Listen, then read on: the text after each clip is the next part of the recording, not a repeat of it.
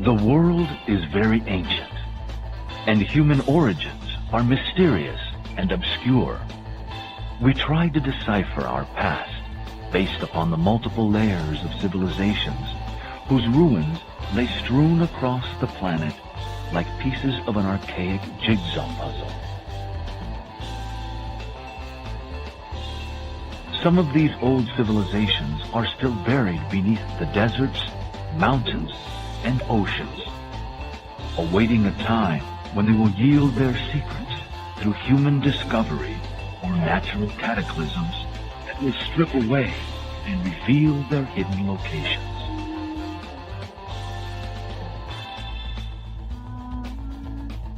In the unique perspective on history that will be explored in this series, the case for a vaster chronological perspective of history will be investigated, based upon ancient sources hitherto unrecognized by the majority. With limited tools at the disposal of modern sciences, history has been abbreviated into a narrow band that does not sufficiently explain the vast time periods needed to evolve the human form and human consciousness. Deep in our racial memory or collective consciousness lurks the legends and myths of lands and continents that once existed, such as Lemuria and Atlantis. Fabulous stories abound of advanced cultures with their arts and technologies that have risen to great heights and then fallen back into the dust of history once again.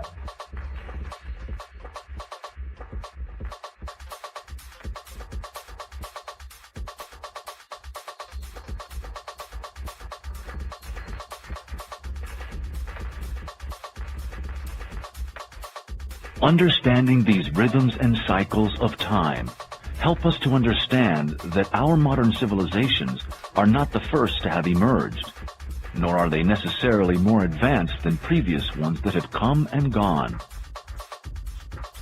This new approach to history challenges the way we think about the past based upon our cultural, religious, and educational conditioning.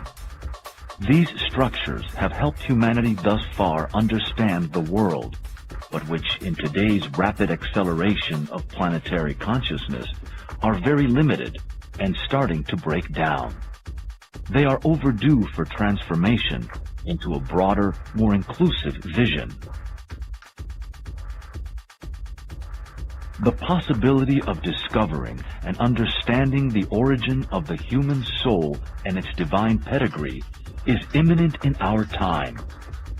We stand before a doorway leading to planetary illumination upon the greatest mysteries of life, the hidden history of humanity.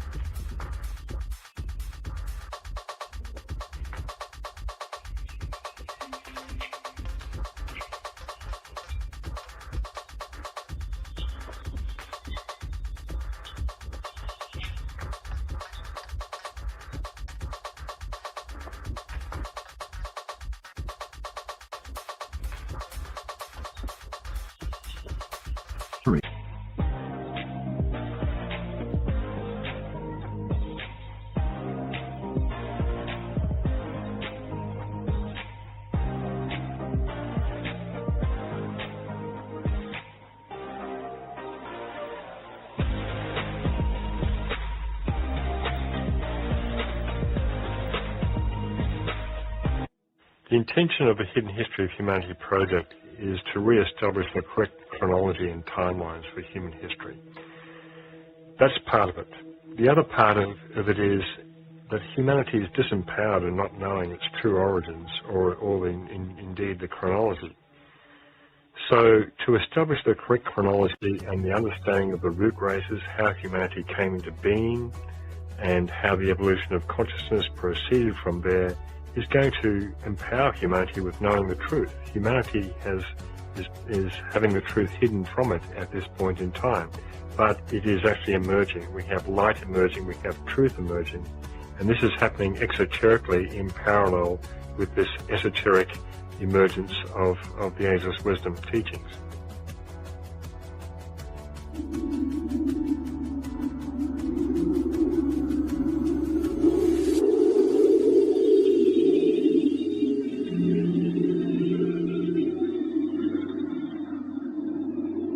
Part of the intention of the Hidden History of Humanity series is to present a chronological sequence of history that demonstrates the evolution of consciousness by humanity, the mystery of when the human soul came into existence and its purpose.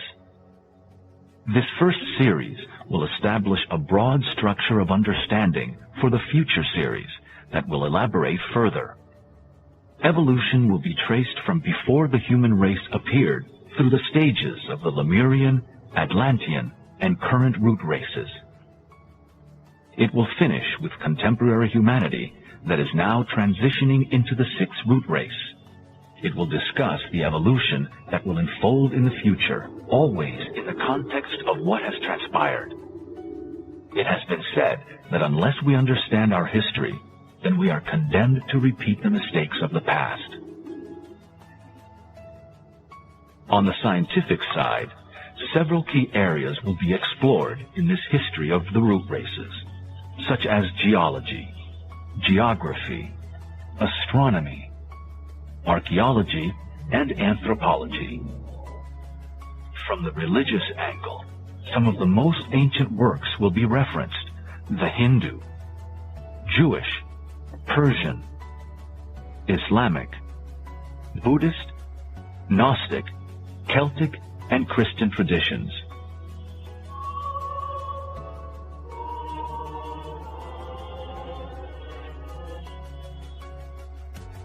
Investigating the hidden history of the world means that we must return to discover the birth of the solar system, of which our Earth is but one participant. Stupendous questions will be explored as to how this solar system came into existence, with its subsequent planetary schemes, chains, rounds, and globes.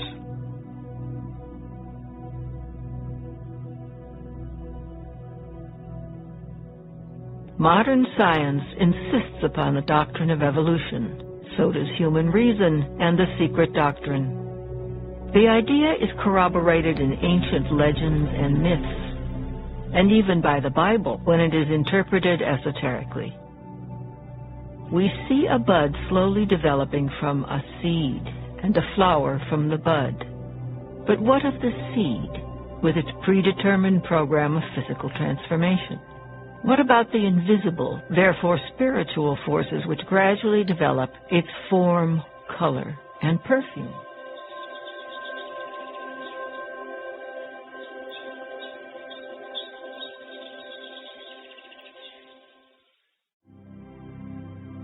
The word evolution speaks for itself. The origin of the present human race pre-existed in its parent race as a seed, in which lies hidden the flower of the next race.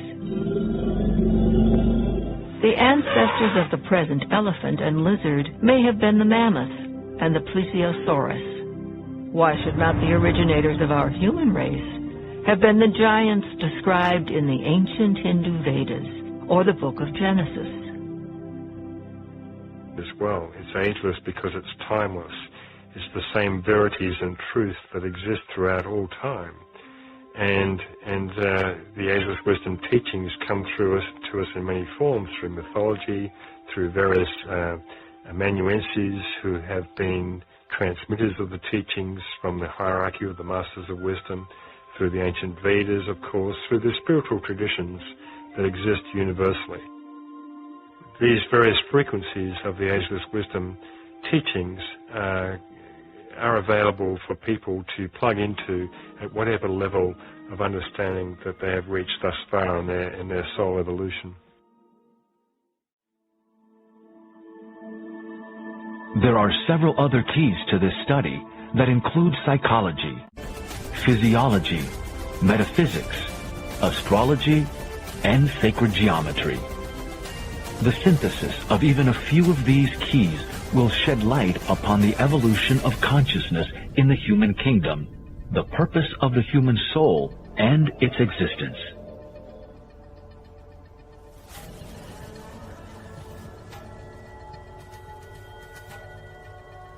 For many, to be told that the age of thinking humanity is around 18.6 million years may invite some disbelief or even derision and ridicule.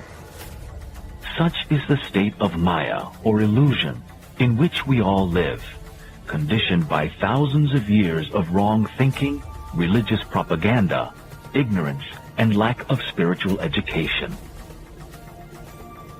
The somewhat overdeveloped concrete mind of humanity in this fifth root race is a particular liability, in that it does not recognize the subtle so easily, only that which is tangible.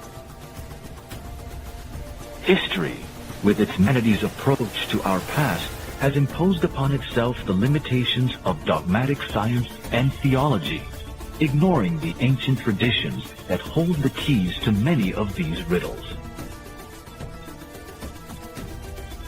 We live in a time of the approaching astronomical cycle of Aquarius, where the ancient mysteries will be reinstated after thousands of years of being hidden from the eyes and ears of the profane. Humanity stands at the doorway of initiation into the mysteries of history and higher consciousness.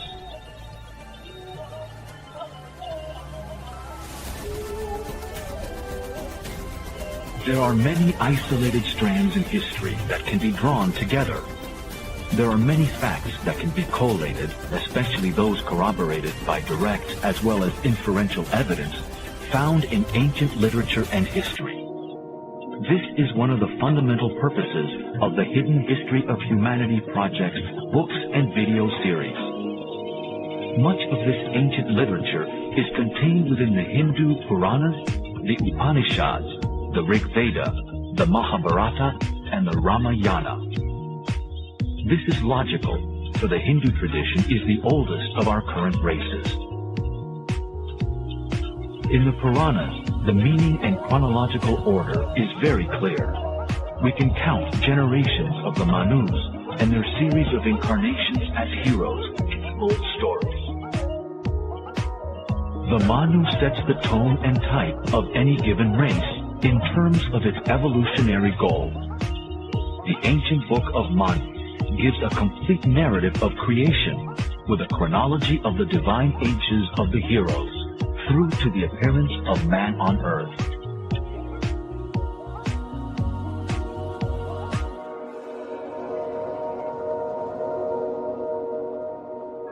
Likewise, in the Egyptian tradition, all the lists of past kings were recorded carefully, documenting races and sub-races, reaching right back into ancient Atlantean and Lemurian history.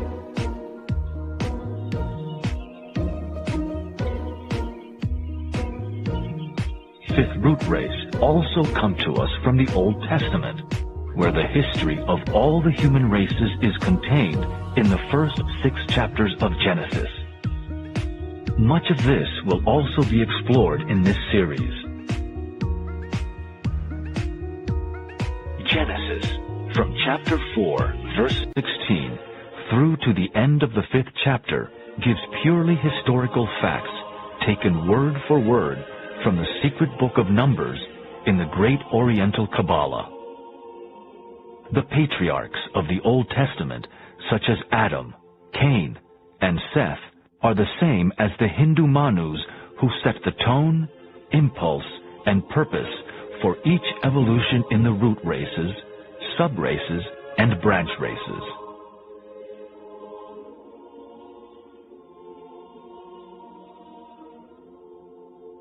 The Book of Revelation, chapter 17, verse 10, has preserved a tradition that speaks of the 7 races, where there are 7 kings, 5 of whom have fallen, 1 is, and the other is not yet come.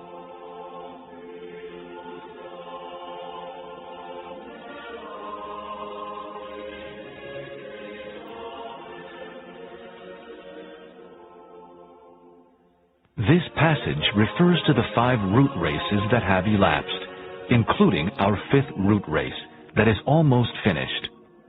That which is not yet come refers to the coming 6th and 7th root races. Interpretation of the Bible, both in the New and Old Testaments, and based upon the secret sciences, has yet to be fully exposed with its many allusions to the septenary constitution of earth and man, to the 7 major cycles or rounds, and the 7 root races.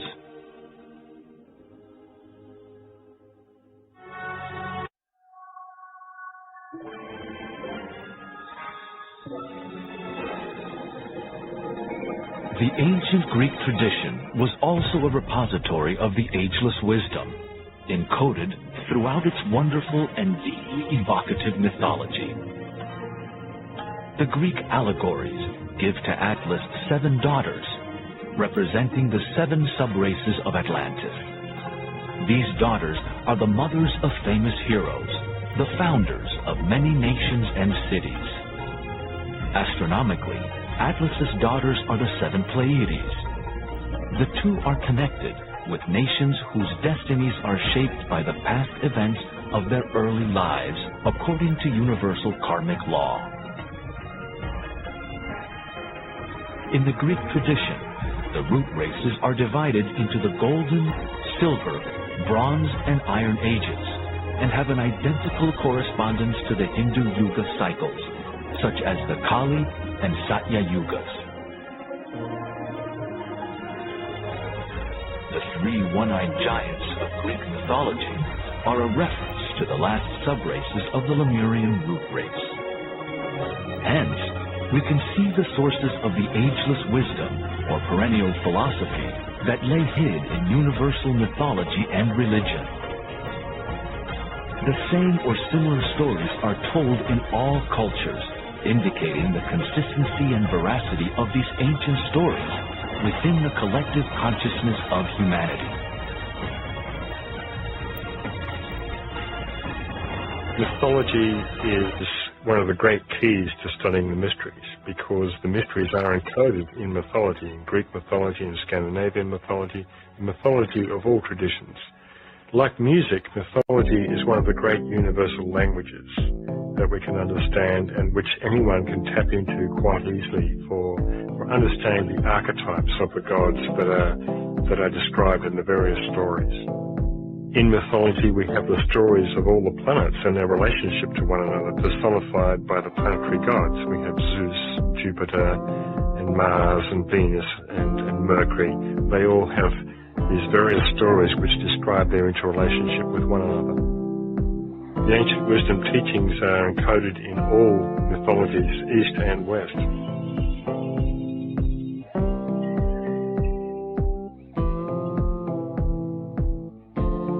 The secret history of the world is revealed in many traditions, the duration of which far surpasses the minuscule figures used in modern times. In the denial or ignorance of its true origins lies the source of disempowerment for humanity, in not knowing its divine source, the nature of the human soul, and the very lengthy evolution of human consciousness.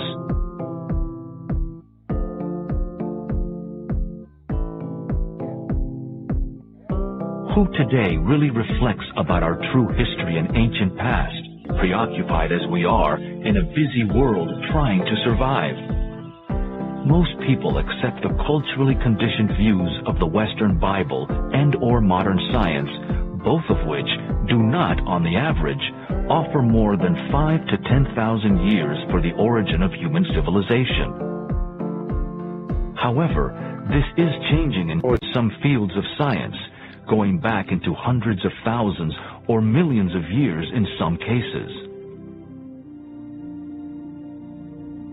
In our current 5th root race, resonant with 5, the number of mind, there has been achieved a perfection, refinement, and quintessential expression of the concrete mind. Although this has brought many benefits in science and technology, its shadow expression via the critical mind tends to be separative at the expense of the love principle.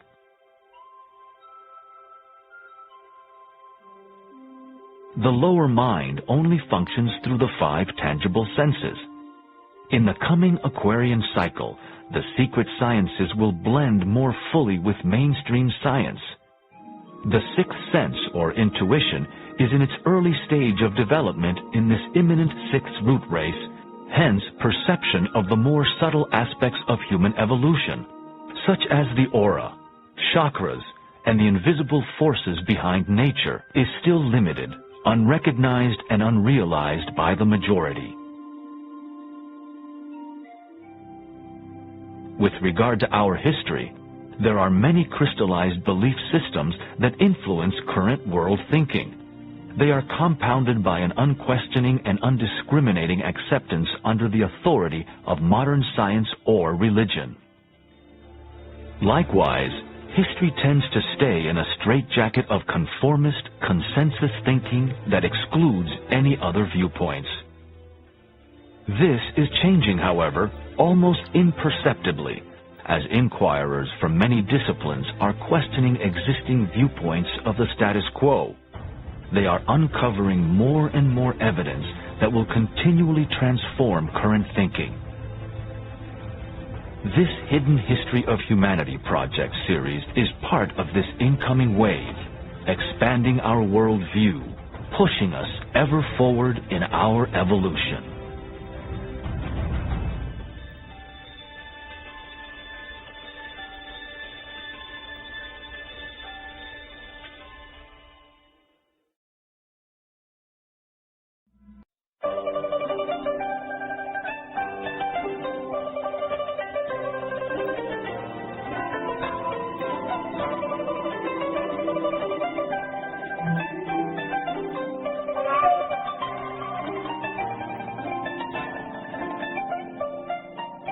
There is one boundless, immutable principle, one absolute reality, which antecedes all manifested conditioned being.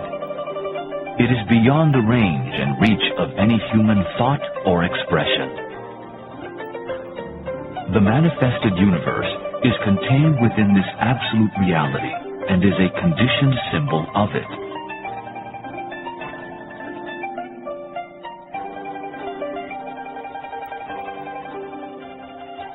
Our planet and the whole cosmic scheme, with its suns, constellations, galaxies, and attendant planets, are part of one great cosmic plan whereby ever-increasing expansion of consciousness occurs. The Buddha said, "Veil after veil will fall, but veil after veil remains."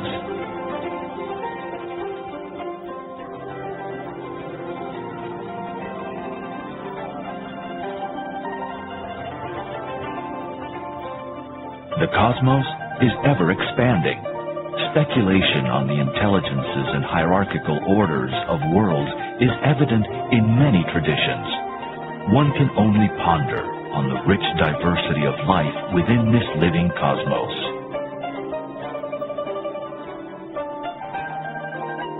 All of these factors inform us that we cannot possibly be the only form of creative intelligence in this vast panorama of worlds.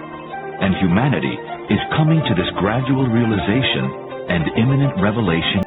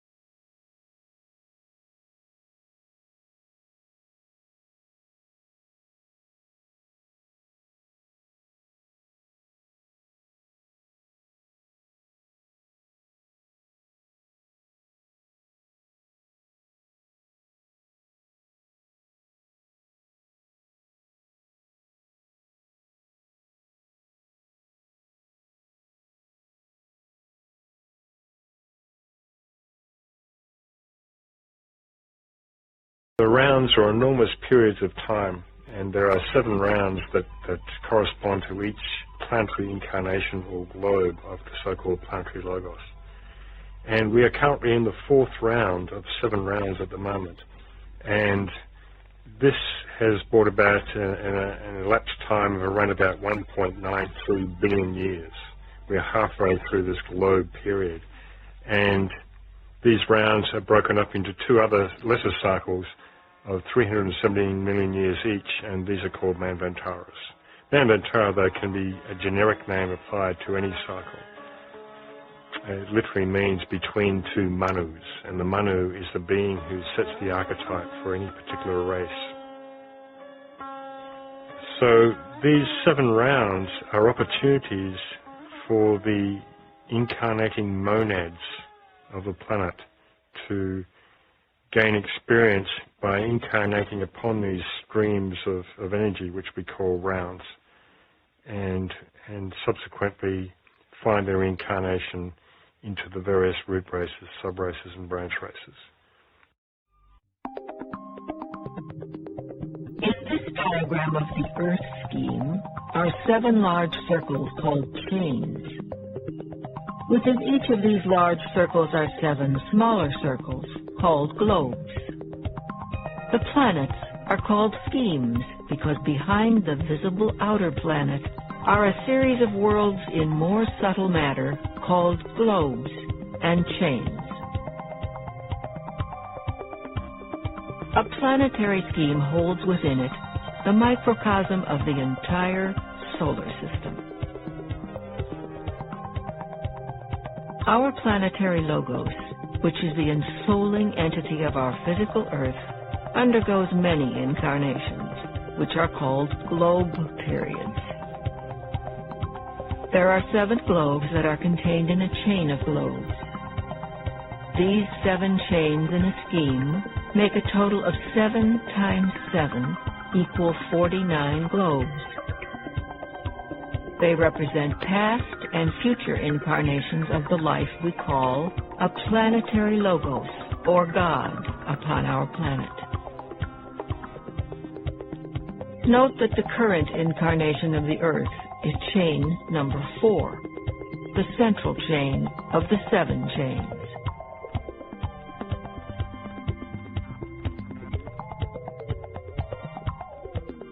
The 3rd chain is also called the moon chain, a previous incarnation of the Earth, for which our moon today is a remnant and reminder.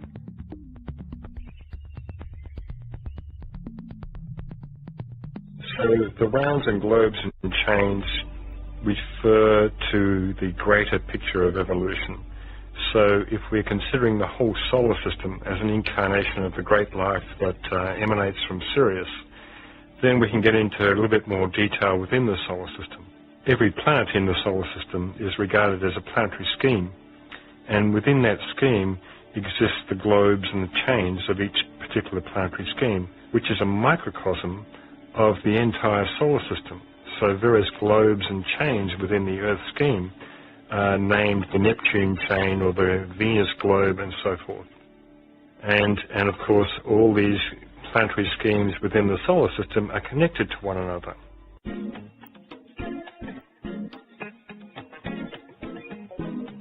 In time and space today, our Earth scheme is currently in the 4th globe of the 4th chain, about halfway through its evolution. It is now in the 25th globe, or incarnation of a total of 49 globes in the Earth scheme. A globe period lasts for 4.32 billion years.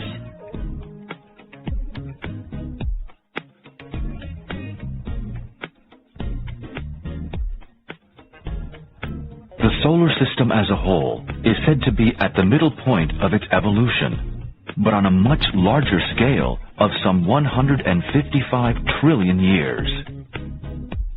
The Yuga cycles have been described as symbolic by many modern scholars, but they are also literal in terms of time measurement. These are stupendous time scales, yet if one seriously studies and reflects upon the ancient Hindu Yugas, it will be found that they have an innate beauty and truth that transcends our modern measurements of time. So periodically, these cycles recur over periods of time. They repeat, but they repeat on different turns of the evolutionary spiral. So we have cycles of the rays, we have cycles of the planets, and we of course have cycles of the zodiac. We have the precession cycle of the zodiac every 25,920 years. So we have many, many wheels within wheels to study in the science of cycles, and it can get very confusing. The Yuga cycles of the Hindu tradition are based upon the precession cycle of the sun going through the zodiac. So we have a 2,160-year cycle of the sun precessing through Aquarius, through Pisces, and so forth. And if we multiply the 2,160-year cycle by 2, we get 4,320, which Blavatsky tells us is a metrical cipher that we can use to calculate some of these cycles called the yugas.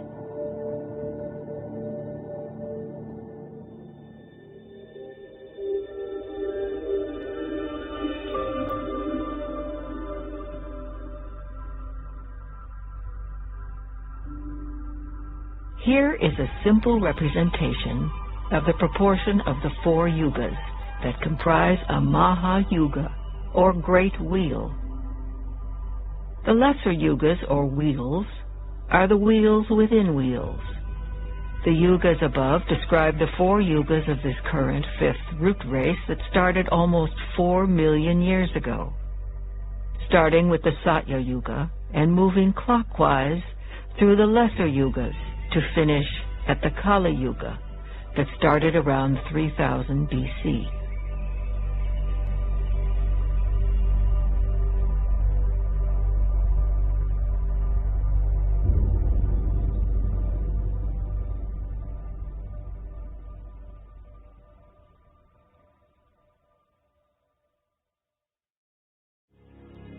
Humanity has required eons for physical and mental development to evolve into its relatively sophisticated modern state.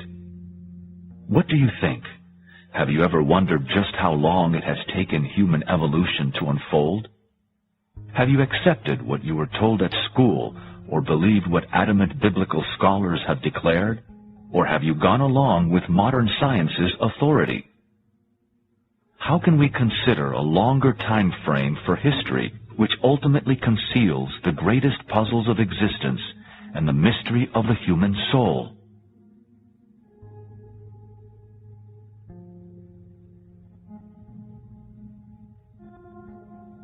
When the traditions of the most ancient cultures are consulted, we find, for instance, that the Hindu Tamil calendar, known as the Tirukanda Panchanga, gives the beginning of our strictly human evolution in this cycle at around 18.6 million years.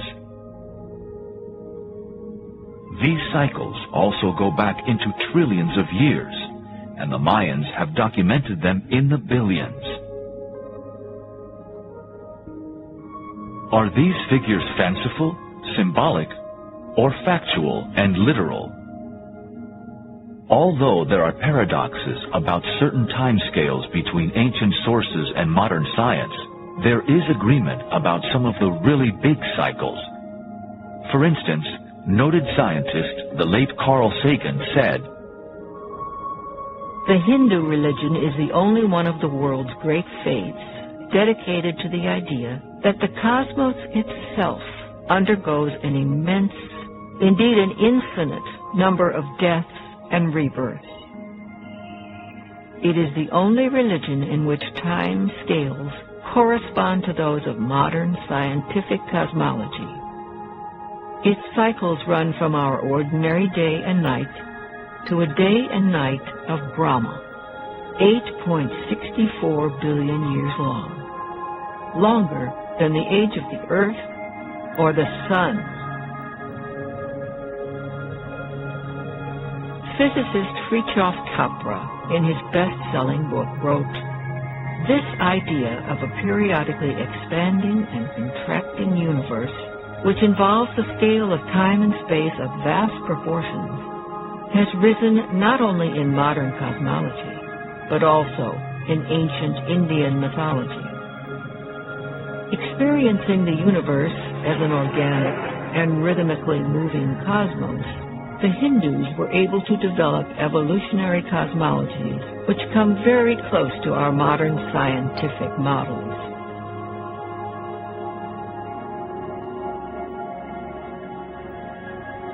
Through the application of the law of cycles. All cycles take place to a lesser degree within the time span of the so-called 7 root races, whilst a far vaster reach of time encompasses the globes, chains, and schemes.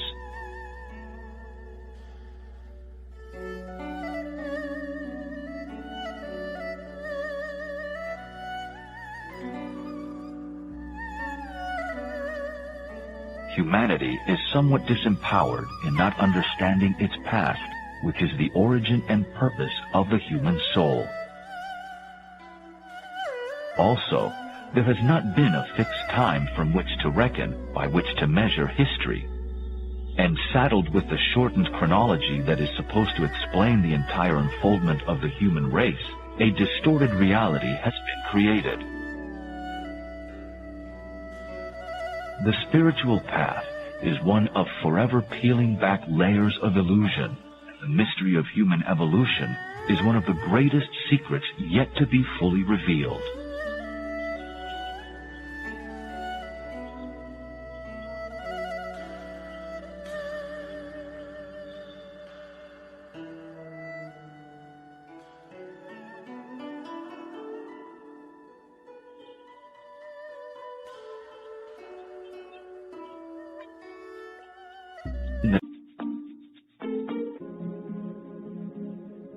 As noted earlier, modern science and the secret sciences roughly concur on some of the big cosmic cycles. Yet it is ironic that in the time scales for the sciences, such as archaeology and anthropology, there is required a huge addition of time for the birth of civilization, from 3000 to 4000 BC back to 18.5 million years.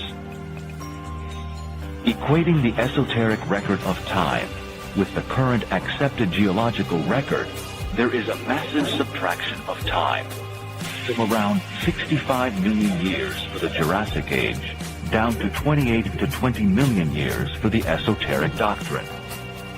The big dinosaurs may well have existed 65 million years ago, yet the esoteric doctrine states that the reptile extinction was closer to 20 million years ago.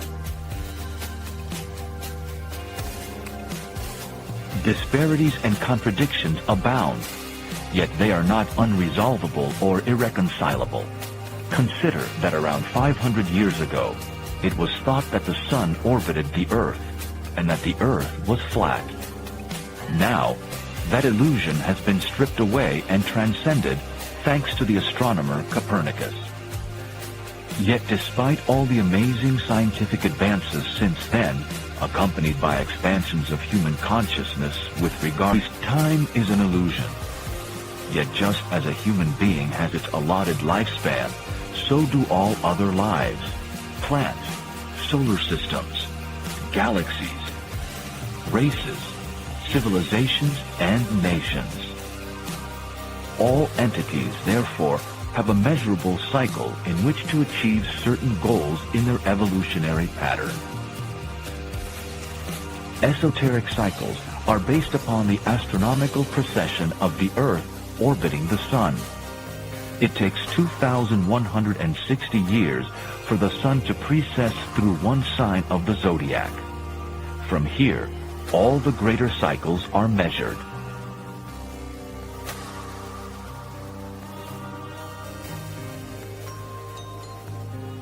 In this simple table, the chronology of science is on the right-hand side, whilst the chronology of the secret sciences is on the left.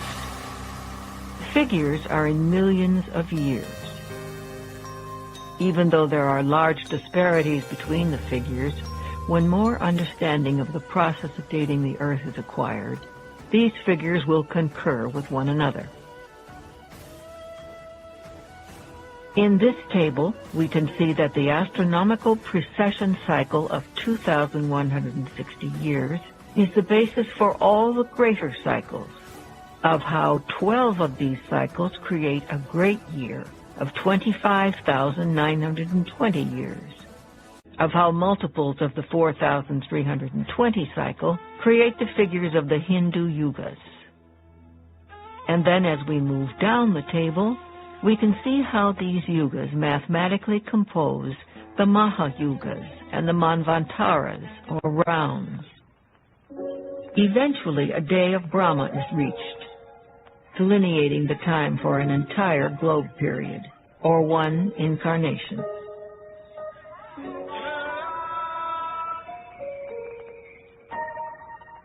In each globe incarnation of Earth, there are 7 major cycles of evolution, also called rounds. The rounds are composed of 2 cycles each, called Manvantaras, that total 14 in all. The rounds are cycles wherein the life wave of human spirits incarnates through a planetary scheme and its chains and globes. This human life wave experiences life in all kingdoms, starting with the mineral, vegetable, animal, human, and finally the kingdom of souls.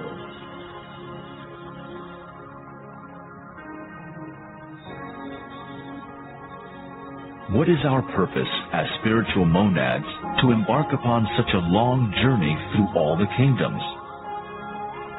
Part of the answer to this mystery is to evolve and grow, and to bring evolution upon Earth to perfection, eventually to the status of a so-called sacred planet. This has ramifications for the greater life of the solar system and its own evolution as a whole. We can see, therefore, the inseparability of ourselves from the great Creator and all kingdoms in nature, for they are all modes of expression for this great being to redeem, purify, and transform into higher consciousness, thereby eventually joining a greater evolution with the other planets in the solar system.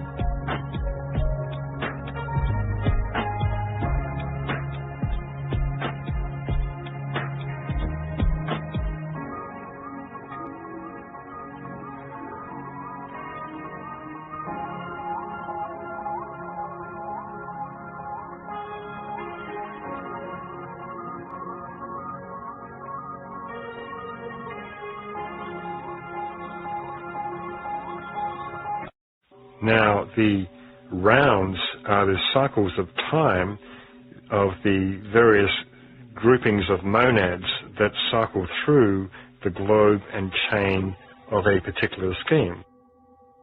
The rounds extend for a period of 617 million years, and they are composed of 2 Manvantaras, which are 308 odd million years each. And so there is a certain inbreathing and outbreathing of these Manvantaras, or cycles of time.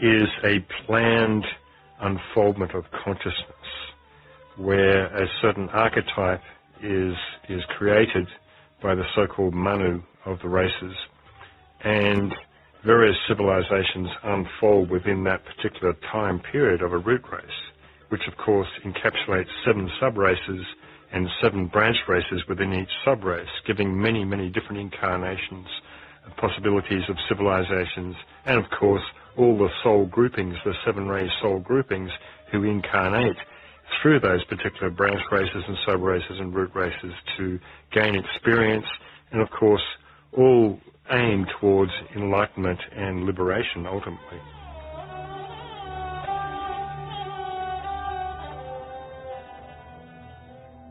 Hence the nations that come and go are the leaves upon this tree of life.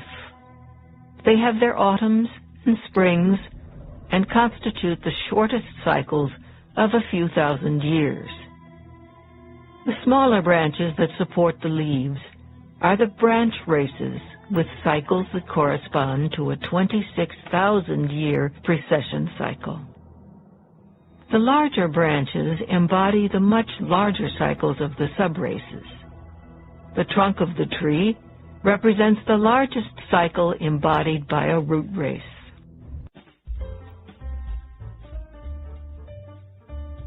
All the races and subraces that evolve are seeds for the next level of evolution. All races and subraces have a long overlap, so whilst one race is unfolding, it will give birth to another distinct race that will unfold on a partially parallel timeline. Although this is a two-dimensional diagram, we can think of time and evolution as spiralic.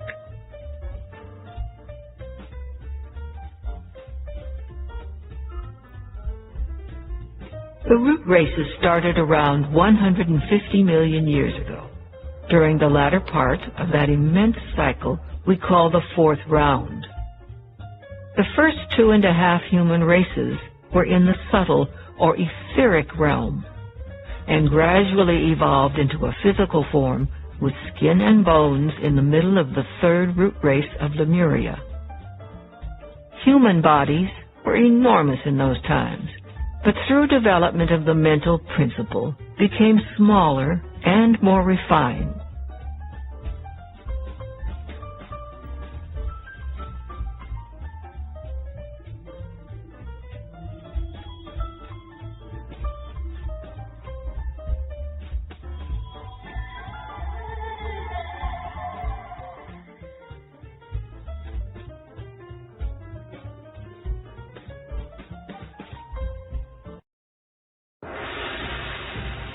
Halfway through the 3rd or Lemurian root race, in the precise evolutionary cycle, a magnificent preordained spiritual event occurred on Earth. It was the coming of the Lords of Flame, who imparted the spark of mind to humanity. This was a humanity who were hitherto only members of the animal kingdom, with animal instinctual awareness and in reality no mind. This period is known as individualization, and it is where Earth's greatest mysteries lay hidden. The Lords of Flame are also known as Kumaras, and emanated from an evolution from within the Earth scheme called the Venus Chain. It was an evolution associated with Venus, but not from the planet Venus per se. Remember, each planet is a scheme of chains and globes, which are a microcosm of the great solar system. The planets sing together, creating the music of the spheres, a cosmic symphony. The presence of these 105 Kumaras created a great influx of force, so powerful that a mighty storm raged over the planet, destroying most of the animal kingdom, dinosaurs and humans alike.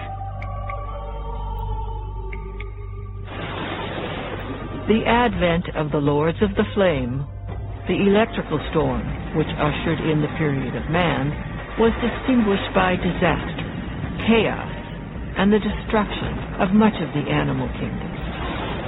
The spark of mind was implanted in humanity.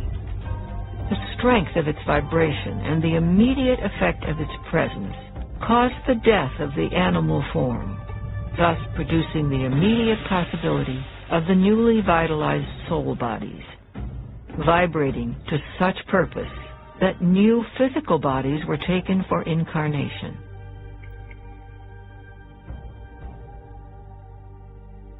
This individualization period occurred in the third branch race of the third subrace of the third root race, Lemuria, expressed as 333. The number 3 relates to the Universal Mother who births all forms. The individualization process started 21.6 million years ago, the chronology of the secret sciences that pinpoints the death of the dinosaurs. After a few million years, the individualization process for various groupings of humans culminated 18.6 million years ago, with the final registering of this spark of mind. Consciousness was not instantaneously received, like turning on a light switch. Groups of souls needed special attention by the guides of the race in this 3 million year period to fan their spark into a flame.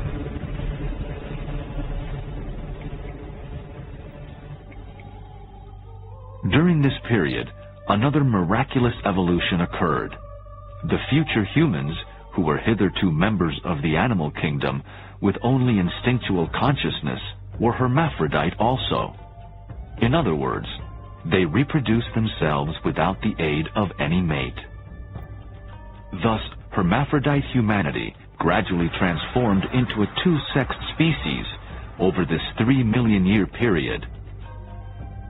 By the time the process was completed, it corresponded to the completion of the individualization period 18.6 million years ago in the 5th subrace of Lemuria. Male and female then started to reproduce the way humans do today. If we study the individualization period, we can find most of the mysteries of humanity are encoded around this time. The period of individualization represented the awakening of humanity, who were previously part of the animal kingdom, unawakened pretty much with animal consciousness at that time. It occurred back in Lemurian times, halfway through the Lemurian root race, and it was kick-started or triggered by the so-called Lords of Flame, who came from an evolution within the Earth scheme. This evolution within the Earth scheme is associated with Venus, but it was not Venus per se.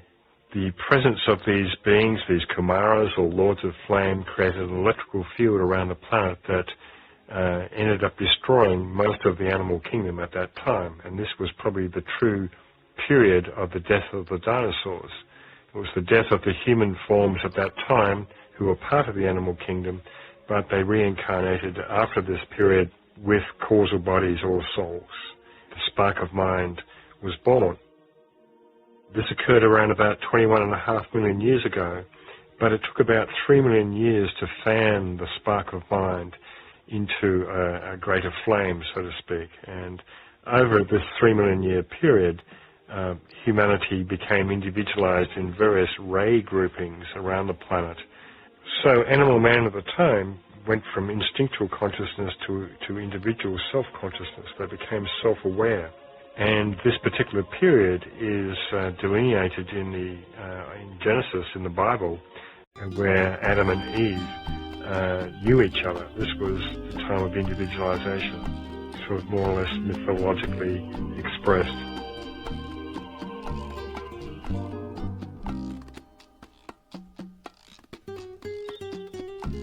This table shows the timeline that corresponds to these subrace events in Lemuria.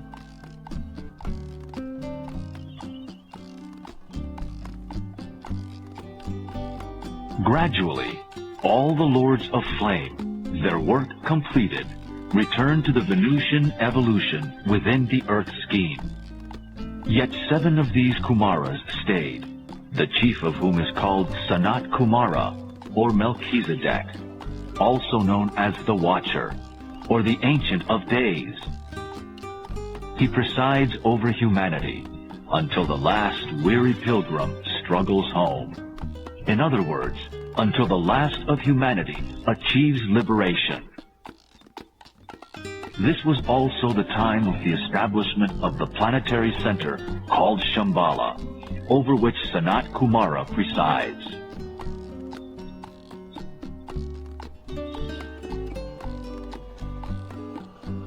The following table shows that Shambhala's establishment coincided with human individualization. The being whose body is our planet utilizes the human races for expression. Here again, we see our inseparability from deity, and that our evolution contributes to the greater evolution, and vice versa. In the table, we can see these chronological correspondences with the sub-races and root races.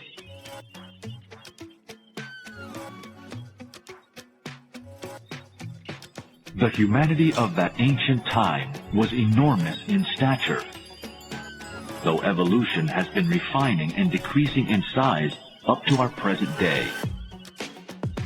Even over 4 million years ago, when the final destruction of Lemuria occurred, just before the first Atlantean destruction, there were still very large giants.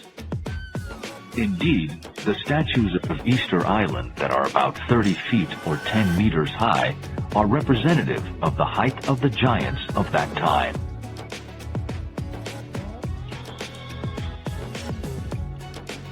Of all the mammalians, man is the only one whom science does not allow to have dwarfed down like all other animal frames. A decrease in size is allowed from the dinosaurs to the present-day reptiles, but not for man. This is partly due to the so-called lack of evidence of physical skeletons, because of factors such as the action of sand on the ocean floor upon bones, or that cremation was universal up to 100,000 years ago. This will also be explored in depth later in this series. Because such a small time period of 6,000 to 10,000 years for human development has been assigned by contemporary science, it does not allow sufficient time to entertain the idea that giant humans gradually decreased in size over a period of millions of years in parallel with the reptile kingdom. In other words, in Lemurian times, humans were about the height of dinosaurs. Over the past 20 million years, reptiles and humans have decreased to the size they are today.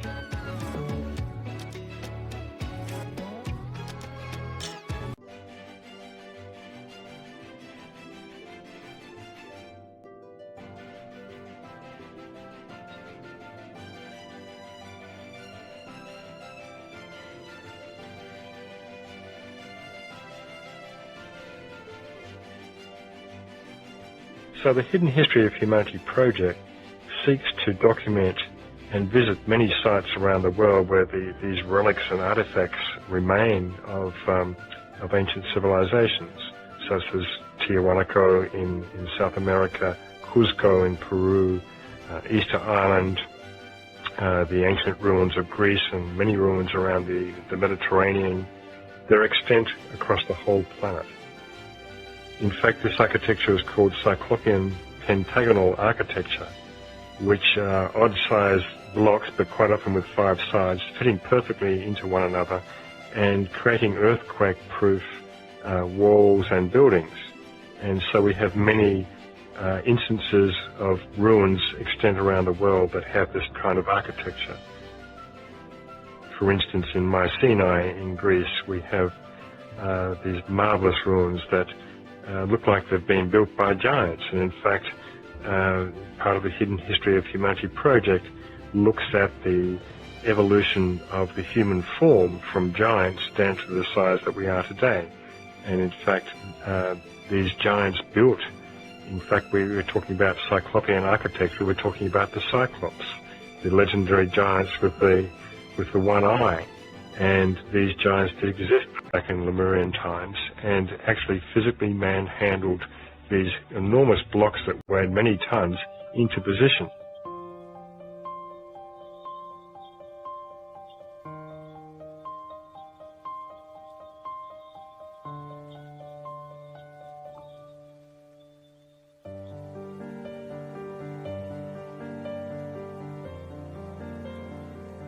The Titans of old and the Cyclops, legendary three-eyed mortals, belong to the fourth Atlantean root race.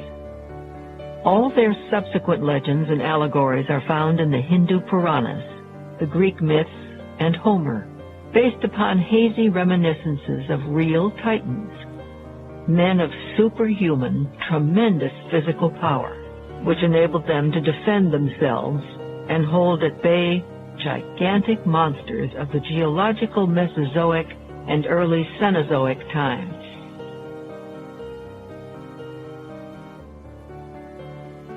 In the mythology of the ancient Cyclops, the three giants with one eye are said to represent the last three subraces of that newly conscious Lemurian race. At the peak of physical development in Atlantis, they have been described as towering giants of godly strength and beauty, and the depositaries of all the mysteries of heaven and earth. The giants of both Lemuria and Atlantis were able to build large structures and lift enormously heavy slabs of stone, but also had at their disposal technologies that allowed stones weighing many tons to be lifted effortlessly. An imperishable record about the gradual evolution of the races has been left for us in the Bamiyan statues of Afghanistan. They were created during the Atlantean flood, when initiate adepts of Atlantis were taking refuge in the Central Asian mountains. The 5 different sizes of these statues are said to represent the height of the 5 root races in their enormous early etheric stages and in their later still gigantic and then smaller physical development.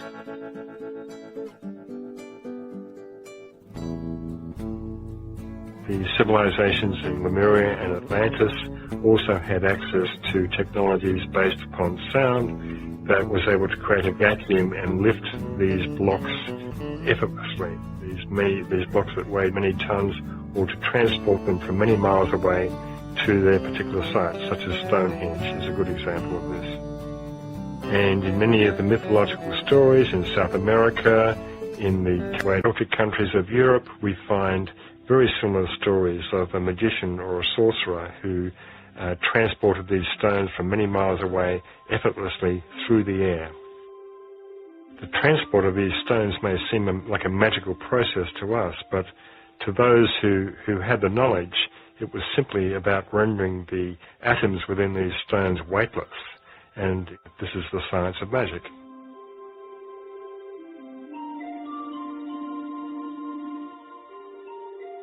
It's important for humanity to understand their true origins because we really don't know. Most people do not think about history. They have a vague sort of idea that we came from somewhere, came from apes usually. This is what is taught in high school. And we evolved from apes somehow into human beings. Well, the secret doctrine states the opposite, that in fact apes were a byproduct of human evolution that went wrong at one stage back in Lemurian times. It was not part of the planned evolution. These beings, the so-called narrow-headed, I think Blavatsky gives one term, bred with animals that created monsters, all sorts of hybrids that were unintended for the evolutionary goal. Apes of today are descendants from some of these hybrids and monsters that were created back then, and are a reminder of the human transgression that took place back in Lemurian times.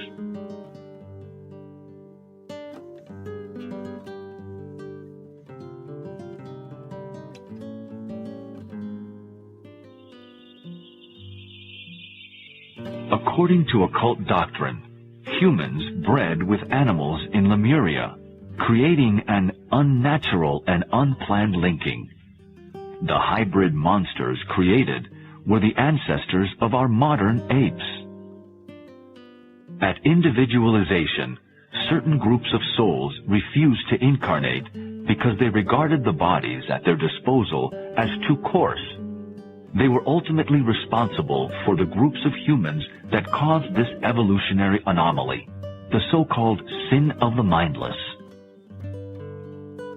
The modern-day orangutan is a peculiarly human reminder of that ancient transgression, and today these apes are getting much publicity because their habitats are being destroyed in Indonesia through rainforest logging.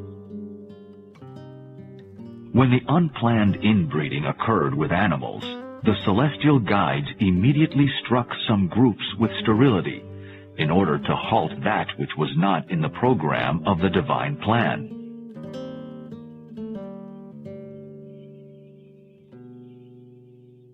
Can we imagine if this one fact of the secret sciences was considered? That apes were created by humans breeding with animals?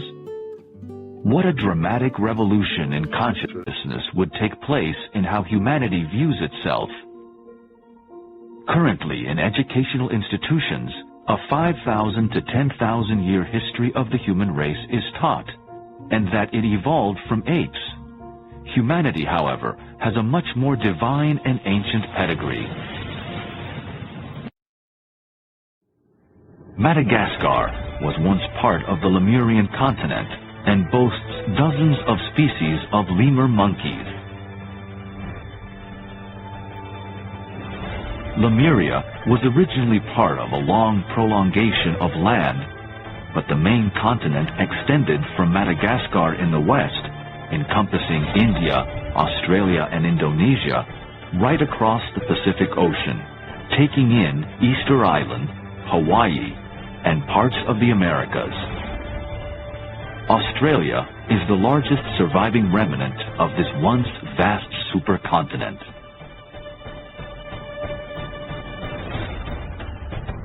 The fledgling humanity during early Lemuria was under the guidance of divine beings said to emanate from celestial spheres far higher than our own, giving instruction in building, agriculture, fishing, and language.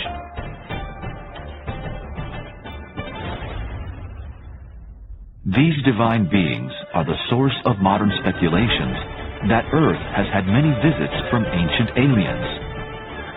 These same speculations tend to attribute everything to them, which is not necessarily the case.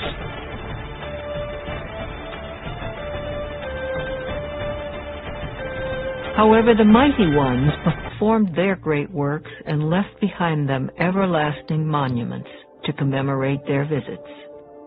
Every time they penetrated within our veil of illusion, they appeared at the beginning of every great year, or precession cycle of 26,000 years.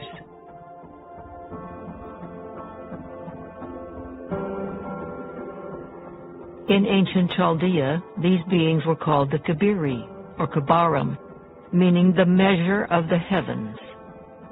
In order to prepare suitable candidates for initiation, it was decided about 17 million years ago to build an organization and a headquarters for the mysteries.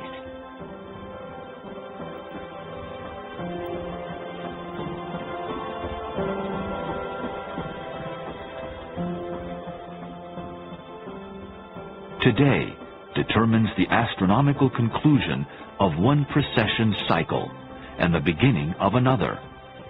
Can we again soon expect visits from the mighty ones, or are they already here? The many daily occurrences of UFO sightings may well indicate them making observations of how humanity is responding to its opportunities.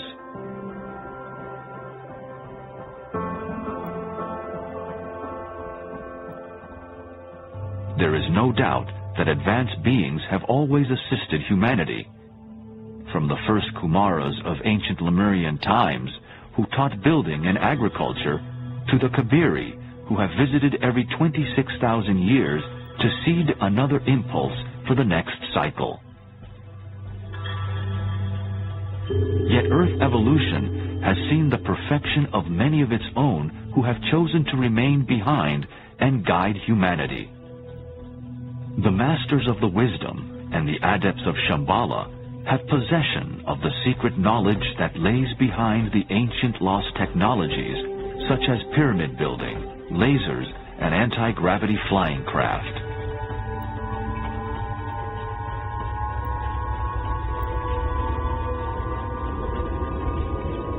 All of these technologies have been gifts to humanity from the Mighty Ones, whose origins may go well beyond the solar system to star systems, such as the Pleiades, Orion, or Sirius. Yet because of abuses of those gifts, these God-given things have been taken back, as a parent takes matches away from a child.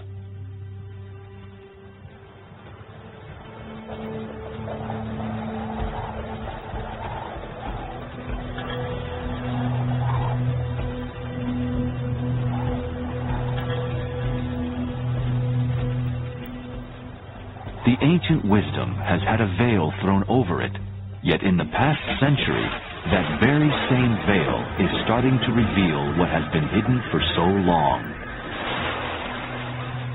The revitalization of the ancient mystery teachings is extremely important at this time because it parallels the externalization of the hierarchy who have been behind the scenes watching over human evolution for the last 3 or 4 million years, and who of course are about to re-externalize again. So when the hierarchy re-externalize back amongst humanity, who will be walking amongst humanity, this has not happened for a long time. It will also be a catalyst for the reinstitution of the mystery schools, and where candidates for initiation can go to these mystery schools and learn the ageless wisdom, participate in group meditation, and prepare themselves as candidates for initiation.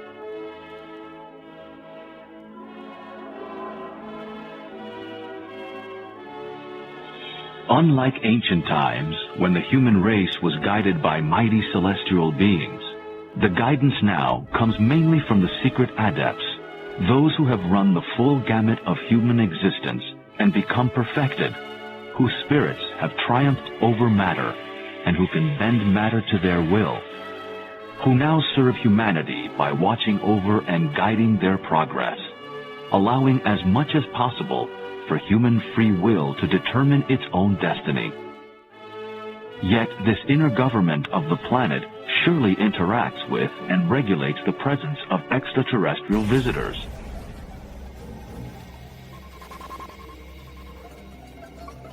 In our current fifth root race, there is an accent upon the perfection of the lower mind, somewhat to the exclusion of the more subtle senses of the intuition and the inner wisdom.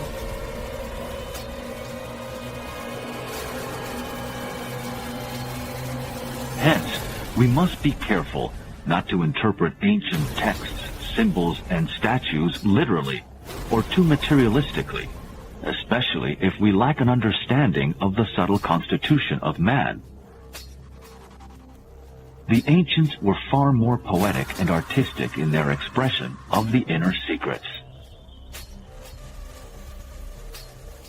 Many phenomena can be speculated to have origins beyond our Earth, and indeed, there are some who look entirely through this prism. Yet many phenomena, if not most, are generally generated within the Earth due to the law of cause and effect, or karma, and the rectification of natural laws and principles which govern Earth life.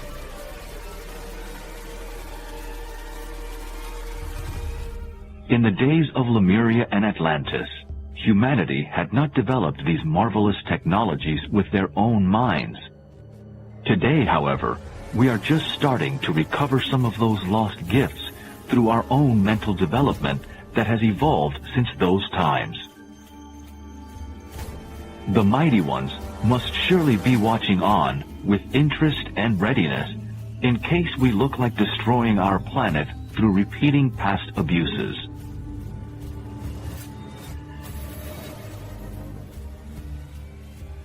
So the reason for this series of documentaries is to really illustrate how the true history of humanity has unfolded and how humanity can be empowered by knowing its true origins and knowing where it stands today in time and space. And this will help people to make decisions about their future, to play their part far more consciously within the greater divine plan.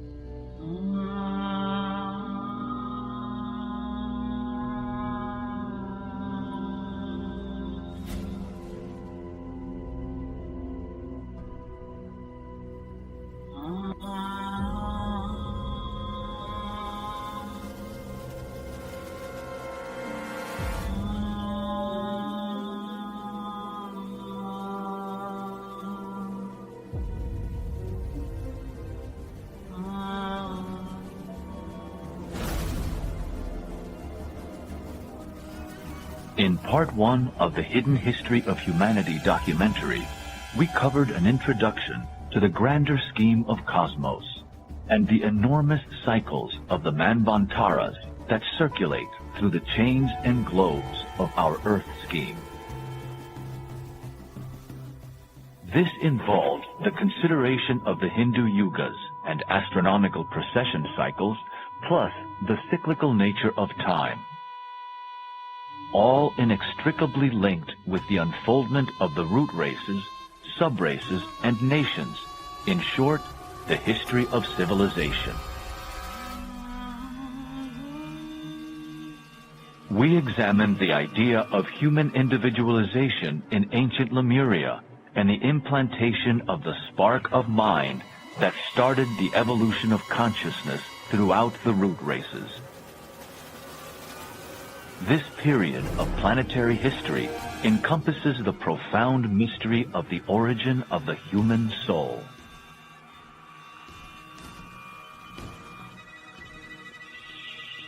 The nature of the planetary center we call Shambhala was explored, plus those who guide humanity, the lords of the flame, the mighty ones, and the masters of wisdom.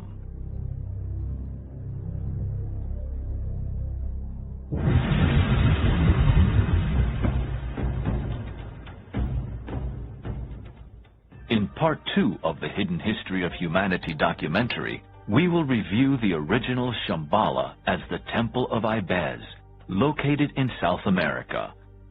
Also, the evolution of the Atlantean root race, giants, megalithic constructions, and the Great Atlantean War, as told in the ancient epic, the Mahabharata. We will detail how the two great world wars of the last century were a recapitulation of the war in Atlantis, a conflict between the forces of light and the forces of materialism, still ongoing today. Plato's Atlantis is also mentioned as an important source of the ageless wisdom. This will lead us to the consideration of the role of the Egyptian and Mayan traditions and their relevance in modern times, leading into the coming sixth root race. We will explore the importance of Britain, the United States, and Brazil as a triangle of nations preparing us for the sixth root race, imminent Earth changes and cataclysms, the year 2025, and the reappearance among humanity of the Masters of Wisdom for the first time since those ancient Atlantean days. All these changes will be occurring on the eve of the Aquarian cycle, where spiritual initiation will be achieved en masse, and the expansion of human consciousness will go steadily forward.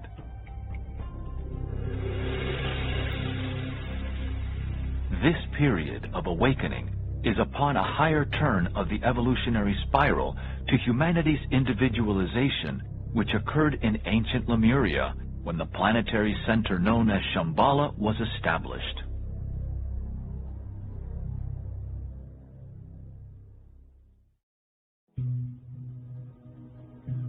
It is highly likely that this original Shambhala outpost could have been in Brazil or the region of Lake Titicaca, straddling Peru and Bolivia.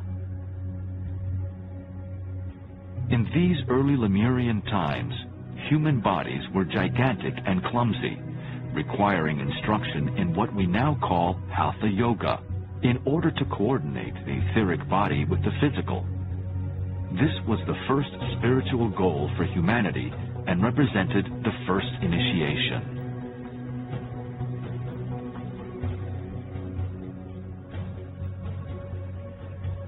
In order to prepare suitable candidates for initiation, it was decided about 17 million years ago to build an organization and a headquarters for the mysteries, and to have a band of adepts and celestial guides who would function in physical bodies to meet the need of the rapidly awakening humanity.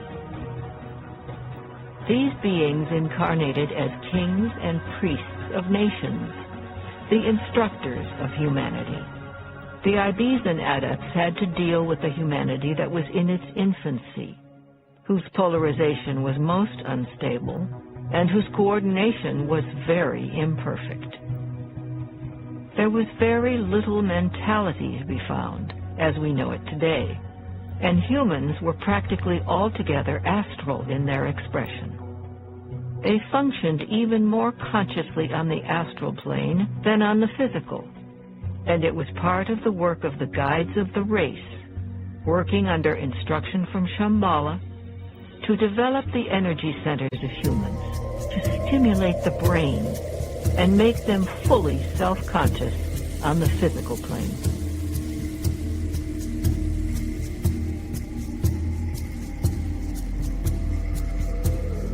The infant humanity of Lemurian and early Atlantean days had to be taught who they were by means of symbols and methods, which to us would be crude, impossible, and of a nature which the race should have transcended many millions of years ago.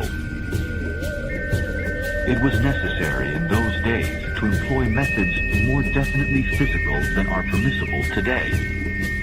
These methods of physical stimulation were employed, and the laws of energy, as they work through the various chakras, were taught until the time came when another big change was made and the door of initiation was opened. Their objective was to bring about a realization of the kingdom of God within.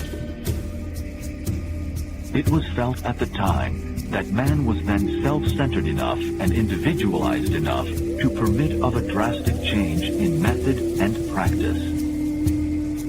All this took a vast period of time. So humanity were imbued with the spark of mind, but it wasn't the type of consciousness, mental consciousness that we have today. Very, very slow and different. They had huge bodies at that time as well. Bodies were not refined, they were somewhat clumsy, and so the first yoga of the Lemurian race was Hatha Yoga, the coordination of the etheric body and the physical body. So what we had in the fifth sub-race of the Lemurian root race was the completion of the individualization period, but also the separation of the sexes, and humanity started reproducing the same way we do today.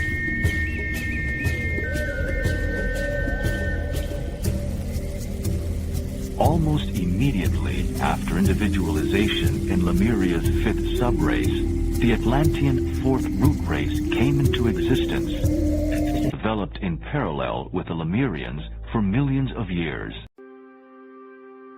It was in the Atlantean race that two-eyed sight evolved over a few million years, replacing the original all-seeing eye of the Lemurians.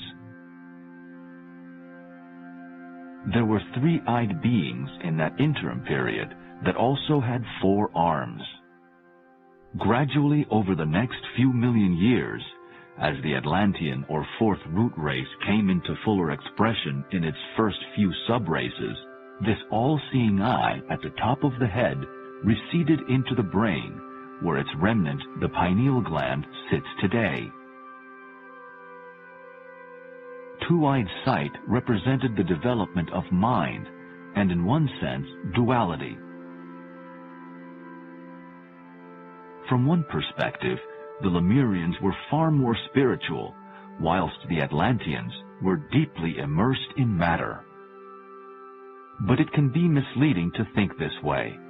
The ancient story of the fall is simply the fall into matter by human souls, and not necessarily a fall from spiritual grace. The fall from grace was the refusal of a group of souls to incarnate, thus bearing responsibility for the so-called sin of the mindless referred to earlier. A long time later, after the separation of the sexes, humanity's spiritual vision became dim, and the third eye began to lose its power. The third eye was getting gradually petrified and soon disappeared. When the fourth root race arrived at its middle age, the inner vision had to be awakened and acquired by artificial stimuli, the process of which was known to the old sages.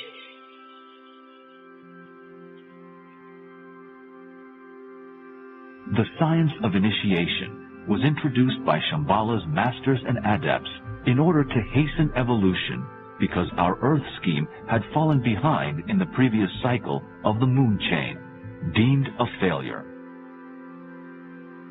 Hence, Earth has two major groupings of souls today, those who individualized on the moon and Earth chains respectively. Moon chain souls are far more developed in their mental capacity and to a degree spiritually. However, there is now a rapid acceleration by their Earth chain counterparts in this current fifth root race, the race where the mental principle has reached its apotheosis. It is said that the respective difference between capital and labor and several other conflicts on this planet are expressions of the difference between moon chain and Earth chain souls. Essentially, there are two types of souls upon this planet. There are those who evolved in the moon chain evolution, who individualized in the moon chain evolution, and those who individualized in the Earth chain evolution in our civilization we call Lemuria.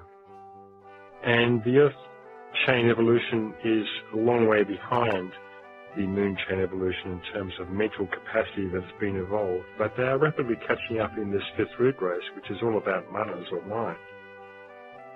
Yet still the moon chain souls are more advanced in many ways in terms of just their soul age, if you like. But it's getting to a point on the planet where there is a synthesis taking place between the Earth chain and moon chain evolutions, and this too will take place in the age of Aquarius, in the greater 25,000 year cycle, and to a degree in the lesser 2,160 year cycle.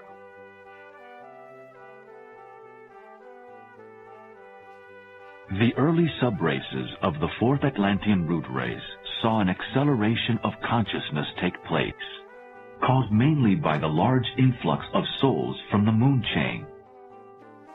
They had been held over in a kind of sleep state called pralaya, waiting for Earth chain humanity to catch up in their mental development, relatively speaking. In Atlantis, many scientific technologies were gifted by the guides of the race to humanity. Astronomy and astrology came about. The arts and sciences were developed. In the esoteric sciences, it is estimated that this period was around 10 million years ago. Other gifts were the artificial awakening of psychic perception within the race. Yet this was ultimately misused and abused, as was the developing mental principle.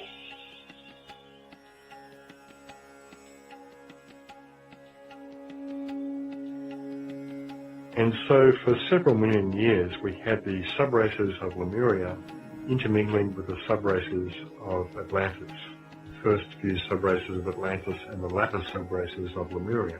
They warred with each other, they interacted with each other, they mated with each other. There was a lot that we don't know about this period.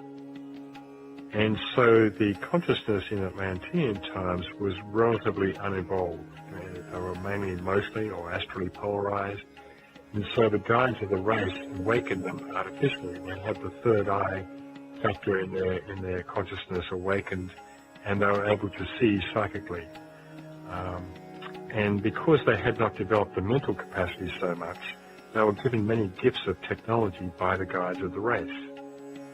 And yet many of these things, these powers that they were given were abused, and this is why the guiding hierarchy of the time forced humanity to make a choice, because these abuses were getting so out of control. And one of the major abuses was the crime of theft, of desiring anything that others wanted and appropriating it for themselves. There was also sex magic, black magic of all kinds. The humanity of that time were far more emotionally polarized. They hadn't really developed the mental function so strongly, except for the initiates and disciples of that time.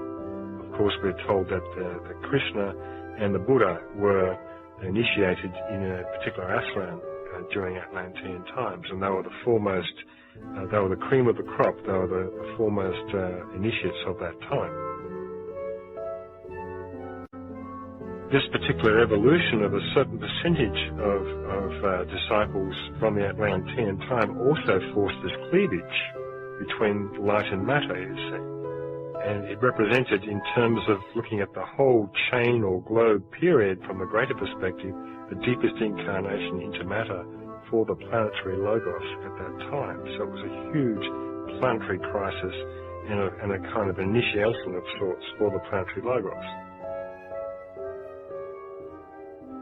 Toward the middle period of the Atlantean civilization, in the fourth branch race, fourth subrace of this fourth root race, or 444, about 4 million years ago, emerged a great crisis caused by the abuses of selfishness and materialism.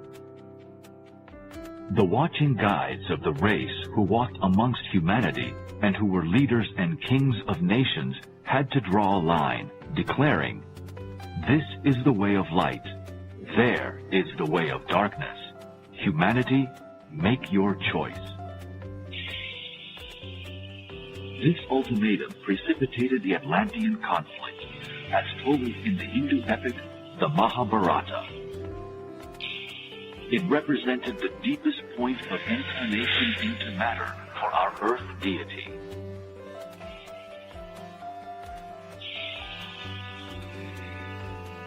The esoteric doctrine, the divine doctrine of pure revelation.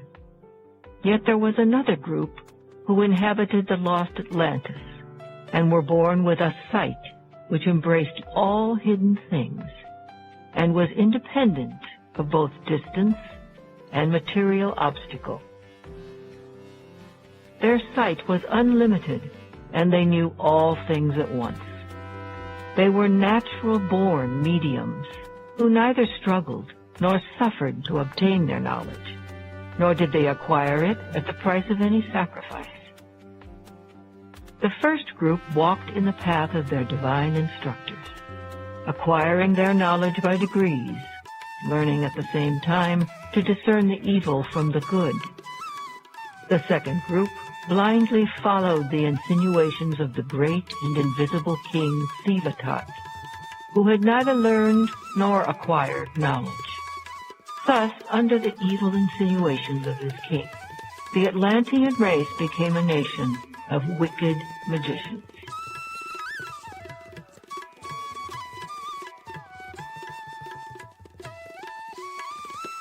These so-called lords of materiality still have a strong influence on humanity, still immersed in the eternal struggle between light and darkness today. This period of time was the Kali Yuga cycle of the fourth Atlantean root race. The Kali Yuga, age of death and destruction, the Atlantean race was giving birth to the next fifth root race.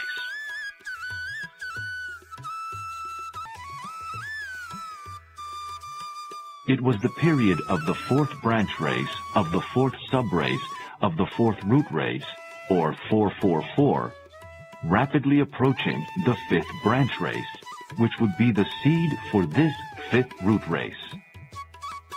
Thus, 444 became 445. The Hindu story of the Mahabharata, of which the Bhagavad Gita is the golden kernel, recalls the first major conflict in Atlantis, where the forces of materialism were ranged against the forces of light. The sons of King Pandu were the emerging initiates of the next race. Arjuna is one of the well-known characters who worked closely with Krishna. The Pandu brothers were the vanguard of the Atlantean race, destined to be the prototypes of the new fifth root race, also called the Aryan race, from the Sanskrit Arya, meaning noble, not the modern misnomer distorted by fascist thinking. 4 million years ago, the Kali Yuga age of death and destruction was in progress in the fourth root race, whilst an overlapping Satya Yuga, or Golden Age, was starting for the fifth root race.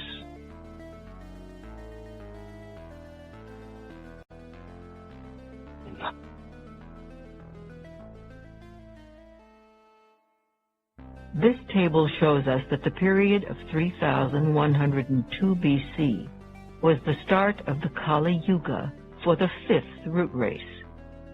And this cycle will continue for another 427,000 years. This date has been one of the problems that have caused major misunderstandings for Western scholars and Hindu pundits, who have incorrectly dated the Mahabharata based upon a limited Western viewpoint, strongly influenced by the Christian timeline of history.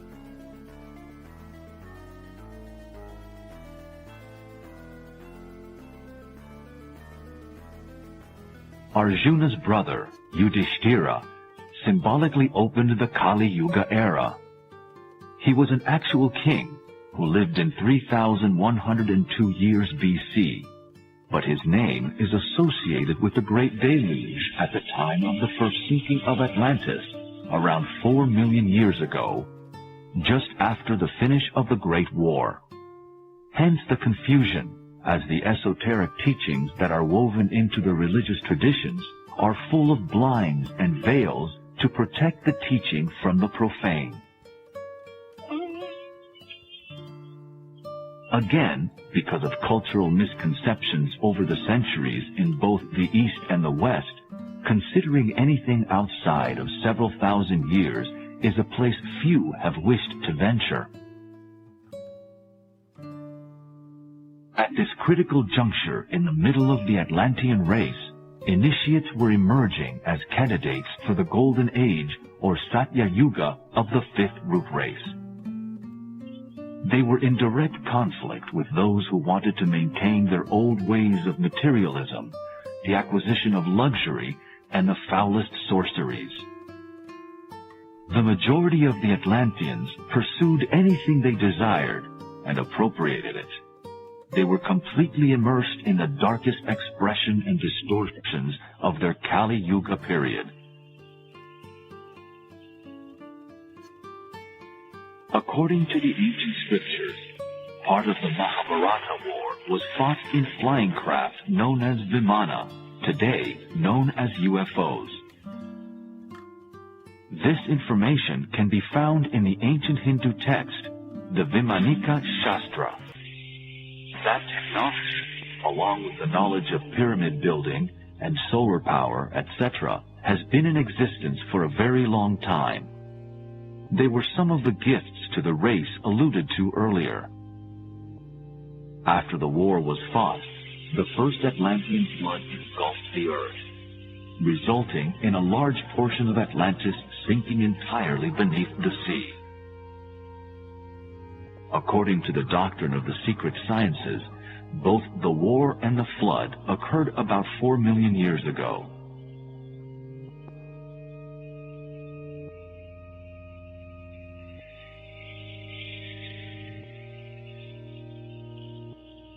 Following the crisis of individualization in Lemurian times, this war and flood was the second great crisis in the history of humanity, corresponding to the second release of energy from Shambhala, the home of Sanat Kumara, Lord of the world. These impacts of energy have been called the Shambhala impacts and correspond closely to the essence of each root race. Hence, the figures 333, 444, and 555 express the branch race of the subrace of the root race. They are deeply philosophical numerically and are also literal points in history. Each impact has been destructive, yet they have destroyed the obstacles that have prevented human progress and ultimately regenerated the world.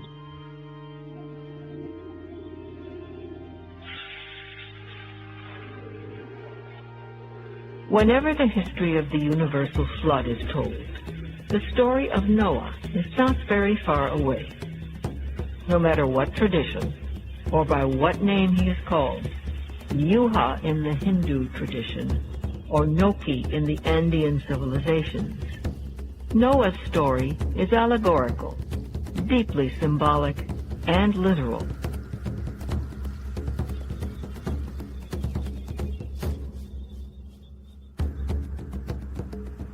Noah was the Hindu Manu, also called Vaisvata Manu, guide of the new emerging fifth root race.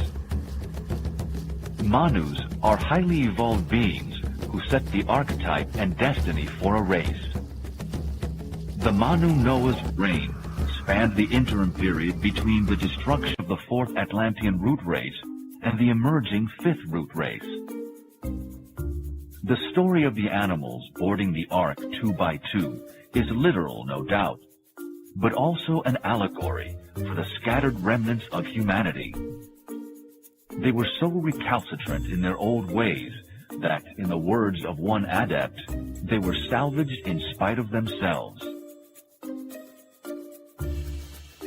So, in light of these 10 Hindu Manus and their Jewish patriarch equivalents, we can consider Noah as the 10th patriarch, who is equivalent to the Hindu Vaisvata Manu. And we have stories in the Bible and in many other traditions around the world in different mythologies of this being who built a larger ark and collected animals 2 by 2 and sailed around the world and rescued. This is the story of the great flood of Atlantis that engulfed most of the planet and only left the mountaintops existent with a few survivors on them. And so the story of Noah's Ark is an allegory for humans being collected, possibly animals too. This being called Noah took all these remnants, or these animals, if you like, back to a location in the Himalayas where he basically bred them over a period of a few million years into a new race. And then when the time was right, that 1 million years ago, this race was released down into India as the first sub-race of the fifth root race.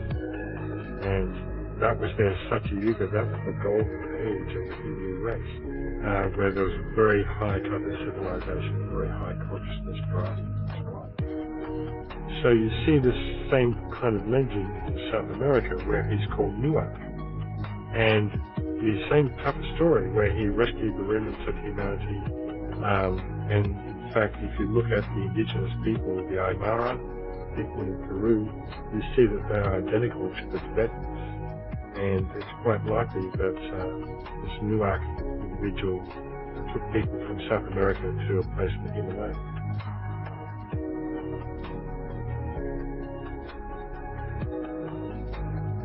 These various subraces and branch races that survived the flood were rescued by Noah on the highest reaches of mountains. where refuge had been found from the extraordinarily high floods that covered the entire planet. Over a period of a few million years, a synthesis of races was created, eventually to become the first Hindu subrace of the fifth root race. This race emerged about 1 million years ago in India. Again, incredulous viewers may find their traditional interpretation of history challenged by the wide disparity in time between the currently accepted date of 2,500 years BC for the Hindu civilization and 1 million years.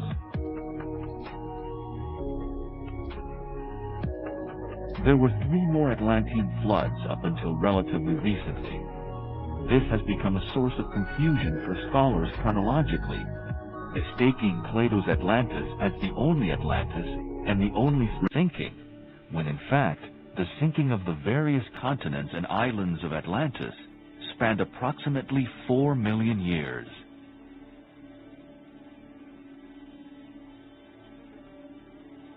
This table depicts the subraces that have emerged during the fifth root race. Note that the Hindu subrace is the first subrace, and hence the cradle of all Western races and nations. It was in the Golden Age, or Satya Yuga of India 1 million years ago, that the highest possible types of humanity incarnated as divine exemplaries of what the race could be. All the Western subraces are derived from the first subrace of this fifth root race, which was the Hindu. And this is about 1 million years ago. So this first subrace of the fifth root race manifested in what we call India today. And the other subraces came into being over the last 1 million years. So we have the second subrace, which was the Egyptian Mayan, which had its origins in the south of India, which is now sunk in the Indian Ocean. We have the third subrace, which is the Semitic. We have the fourth subrace, which is the Celtic Latin. And we have the fifth subrace, which is the Teutonic, Germanic, Anglo-Saxon. The Hindu subrace is the foundation of all the Western races, most of whose languages can be traced back to their root stem, Sanskrit. The succeeding subraces emerged in roughly 200,000-year intervals. Well, we are told in the Ageless Wisdom teachings that Sanskrit is the ancient language of the gods and that it preceded Sanskrit. And Sanskrit, of course, is the ancient language of the Hindus, so Sanskrit has to be older, at least older than 1 million years, and was probably the main language of the adepts during Atlantean times. It's a symbolic language, and it is there, still exists in the ethers for us to tap into if we so choose.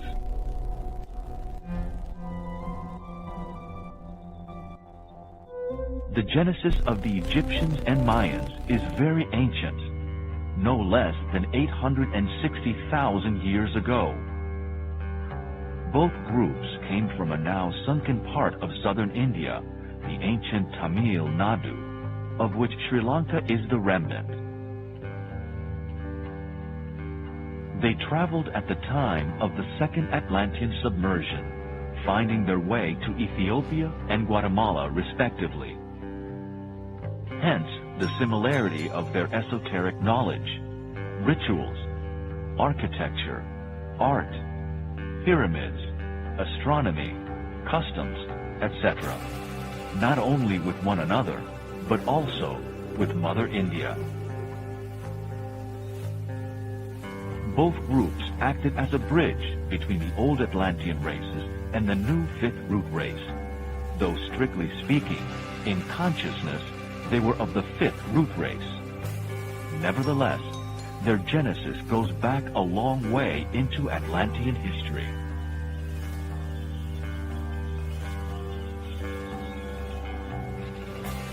The second Great Deluge happened around about 860,000 years ago, which was the start of the second subrace of the fifth root race. The Egyptians went to what is now known as Ethiopia and gradually worked their way down the Nile over hundreds of thousands of years and the Mayans went further to Guatemala. And again, we have these language keys to tracing these civilizations. For instance, there are many words used in the Mayan language which resemble words in the language of Sri Lanka. So these are very important keys to tracing civilizations and their cross-fertile life.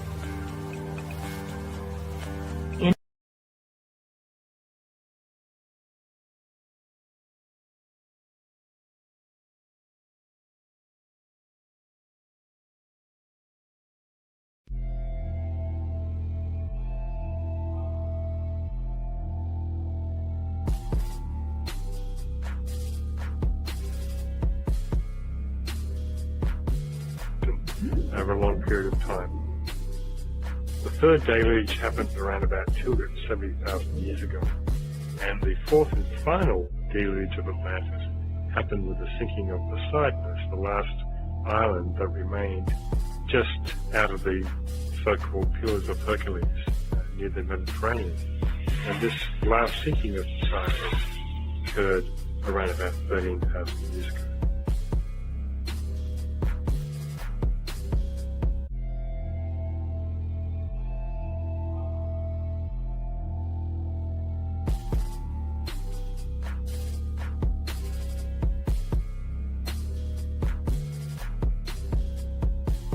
This table depicts the 4 major Yuga cycles of this 5th root race, which spans almost 4 million years.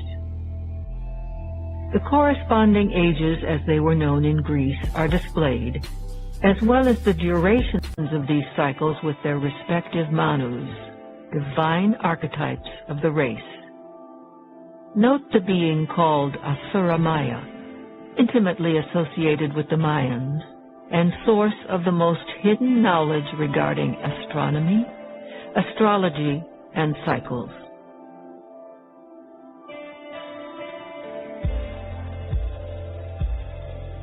Egypt has been the repository and guardian of the world's mystery tradition for about 800,000 years. Pyramid technology had been around for millions of years before that, as has the science of astronomy, going back at least 3.24 million years into the Atlantean period.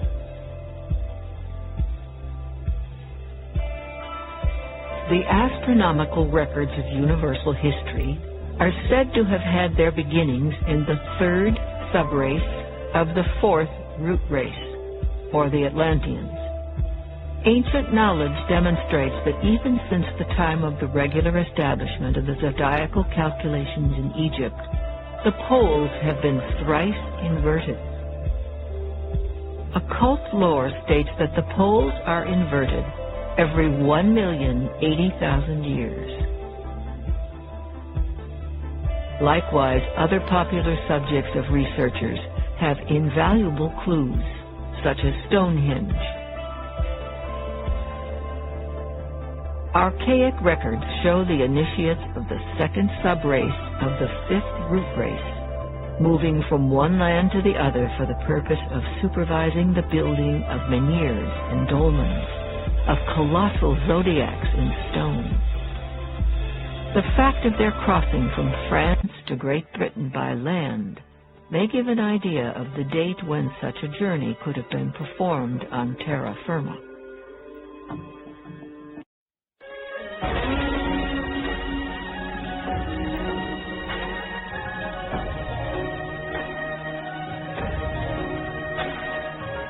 Hence, Stonehenge and many other constructions in Europe are much more ancient than hitherto speculated, up to 860,000 years old. Note also that these enormous structures were erected partly through the brute strength of the giants of that race. Had there been no giants to move about such colossal rocks, there could never have been a Stonehenge, a Karnak in Britain and France, and other such Cyclopean sculptures. If there had not been such a thing as magic, there could never have been so many witnesses to oracular and speaking stone. Magic here also refers to the utilization of the science of sound to erect those structures. In the near future, there will be seen the reappearance of the faculty of the Lemurians and early Atlanteans to raise great masses, this time on a higher turn of the evolutionary spiral.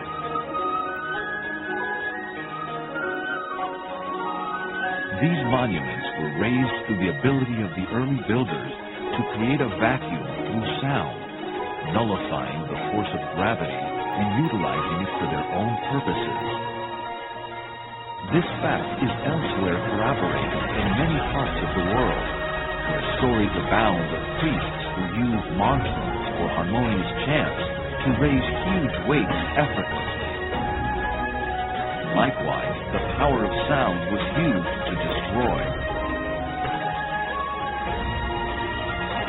In the Christian Bible is the tale of Jericho, a story that has descended to us from Atlantean times. In those days, the use of sound on physical and emotional levels was understood and practiced, being utilized for selfish and materialistic ends in most of the cases. When trumpets were sounded a certain number of times after a rhythmical circuit of the walls of Jericho, those walls collapsed.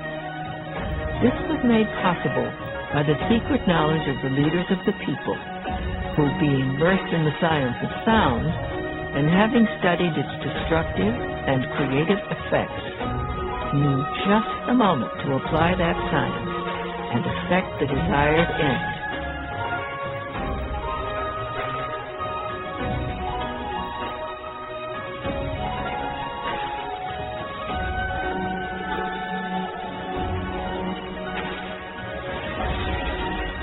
Megalithic sites are very important for tracing the hidden history of humanity and all the civilizations that have come and gone. And this is because they tell us, they speak to us about the past, about the consciousness that designed the various temples and buildings and pyramids and so forth. We can find ruins that are not so sophisticated, reflecting the consciousness of that particular civilization, and we can find ruins that are incredibly sophisticated and reflect a high consciousness which was driving that civilization at that time. The fact that we have many ruins on top of each other over many, many millions of years makes it very confusing to discern which civilization came first and which was older than the other. And so the Hidden History of Humanity project is about establishing or re-establishing the correct chronology for human evolution, because this human evolution is essentially the story of the human soul and the unfoldment of consciousness since that period back in Lemuria 21.5 million years ago, when individualization occurred.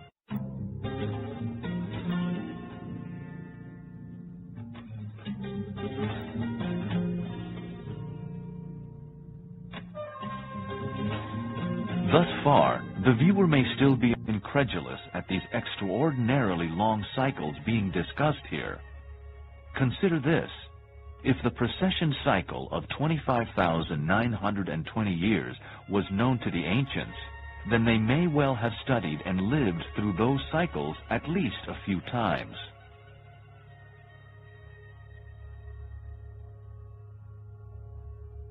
Pliny, the ancient Roman historian, writes that Epigenes, the Neoplatonist philosopher Simplicius, who lived in the 6th century A.D., wrote that the Egyptians had kept astronomical observations and records for the past 630,000 years.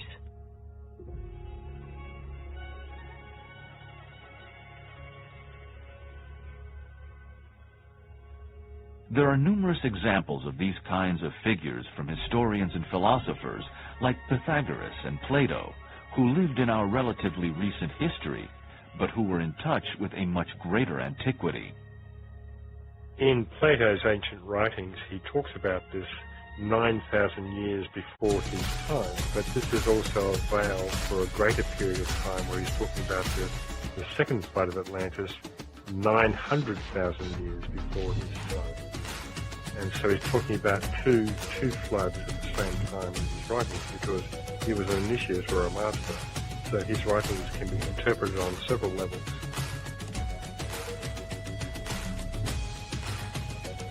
Why would these recognized and respected commentators in many fields contrive these figures independently of one another? Modern authors have also ignored data that is available to them in their own disciplines, such as the Hindu or Mayan systems for measuring time. As Wendell Phillips once said, we have a pitying estimate for the narrowness, ignorance, and darkness of the bygone ages.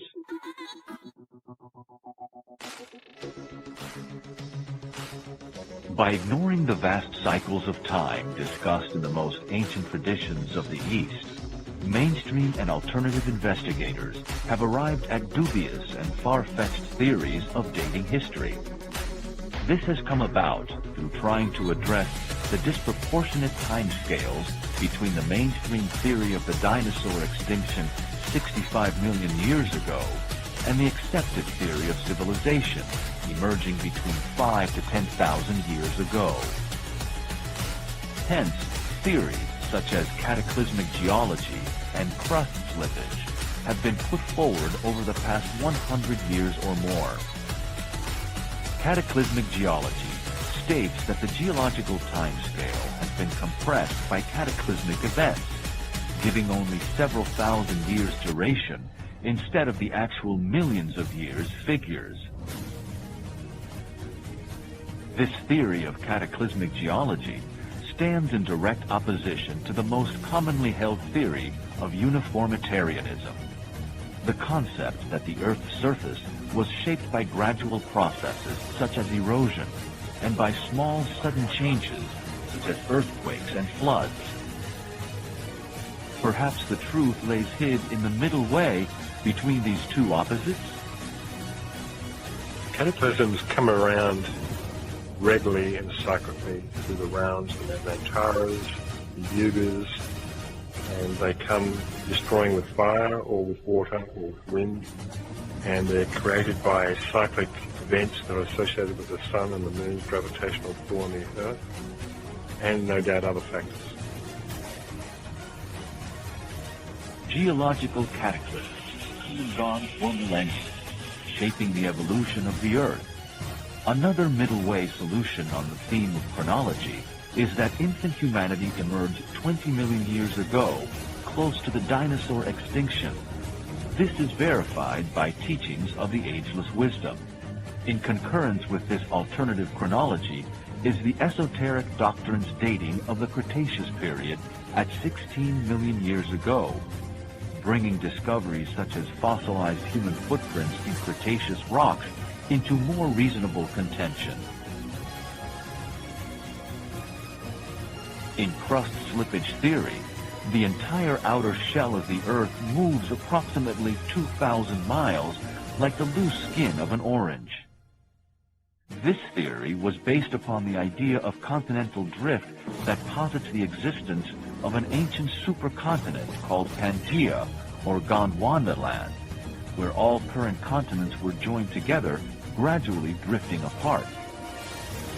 The ageless wisdom does not concur with these theories, but asks fair-minded investigators to consider that far older continents may lay hid beneath the ocean floor, whose strata have never been geologically explored. In relation to the cataclysms that occur on the path, the continents break up and sink, or they are raised from the ocean floor. And this is counter to the current scientific theory of Gondwana land, where we see this one supercontinent, all the continents joined together, then gradually through continental drift, drifting apart and creating the current position of the continents on the path. Esoterically, this is not so. The continents actually sunk into the Earth's crust and are raised again from the Earth's crust. So as we transition from this fifth root race to the sixth root race, we will see these continents re-emerging from the Earth's crust again and being raised up out of the ocean and creating new continents while other continents sink. Like Lemuria and Atlantis, today's continents have several times been submerged and then reappeared, bearing new groups of humanity and civilizations. Ancient earthquakes, floods, and volcanic eruptions caused continents to sink, just as future geological upheavals will cause those same continents again to disappear and reemerge. But in the latter's case, not identical to their old forms.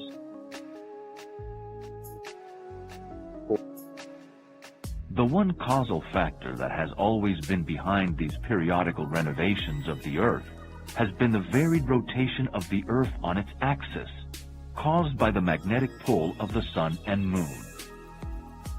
This has led to decreased velocity of rotation, causing the waters to flow toward the polar lands, submerging them, whilst new lands arise in the middle equatorial regions.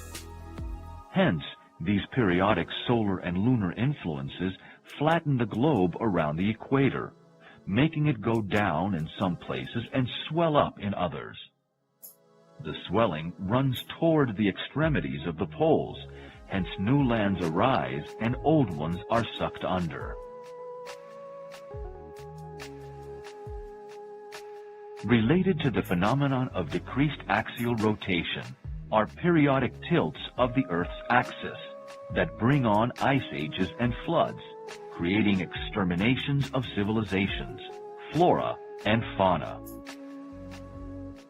These are not random occurrences, but as described in the science of cycles, follow a universal pattern that acts at the appointed time in strict accordance and harmony with karmic law.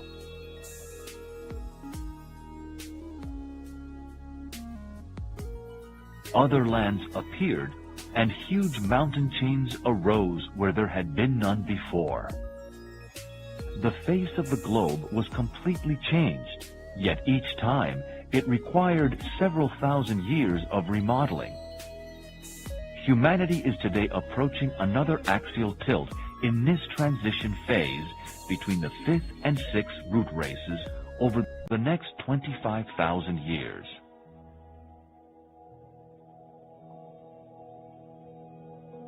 The esoteric doctrine states that another cause of Earth changes belongs to a grand cycle of 1,080,000 years where the planet is subjected to a complete physical revolution, resulting in the poles exchanging places. Today, the Earth is witness to the ending of one of these cycles that will bring on these changes.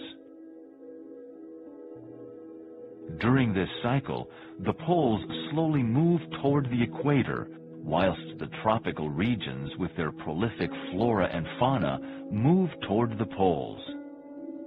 This is the reason why there is fossil evidence of tropical plants having existed where the freezing tundra regions are today. At the end of this approximately 1 million year cycle, changes in climate are accompanied by earthquakes and other disturbances, taking about 25,000 years to complete.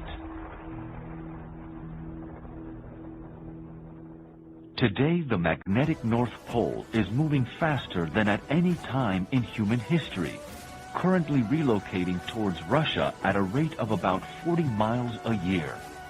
Hence, as the magnetic shift and eventual reversal of the poles continues, the physical reversal or flip of the poles will take place at axis tilting intervals in the next 25,000 years.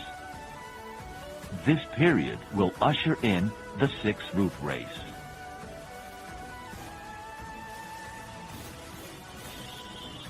The fourth and final sinking of the Atlantean continents and islands was that of Poseidonus in 9,564 BC. Plato's description of Poseidon's fate as 9,000 years is a reference to this latter period for Plato's time, several centuries BC. But it is also a veiled reference to the aforementioned second major sinking of Atlantis, which took place nearly 900,000 years ago. Atlantis was not in one particular place, as many investigators seem to think. its islands and continents were scattered around the globe.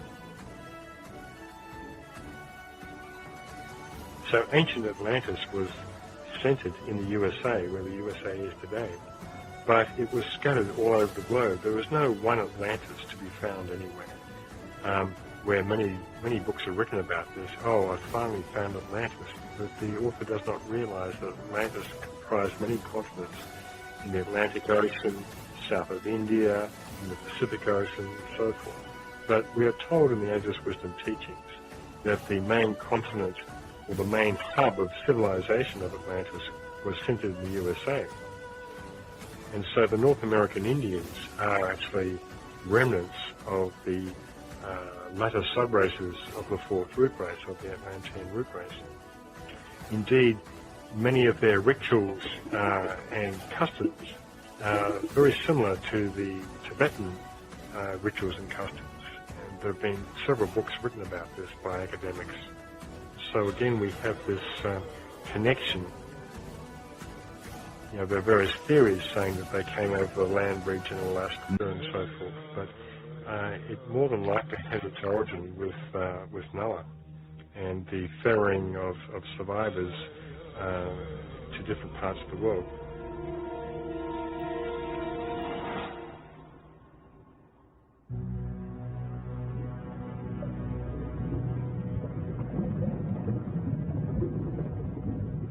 The Atlantis 900,000 years ago was a very large island continent, now sunk in the Atlantic Ocean.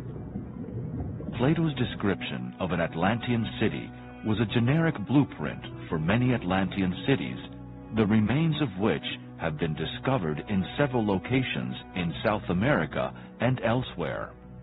And so the sub-races of the fifth root race evolved over the past 1 million years, warring incessantly with the remaining sub-races of the Atlanteans.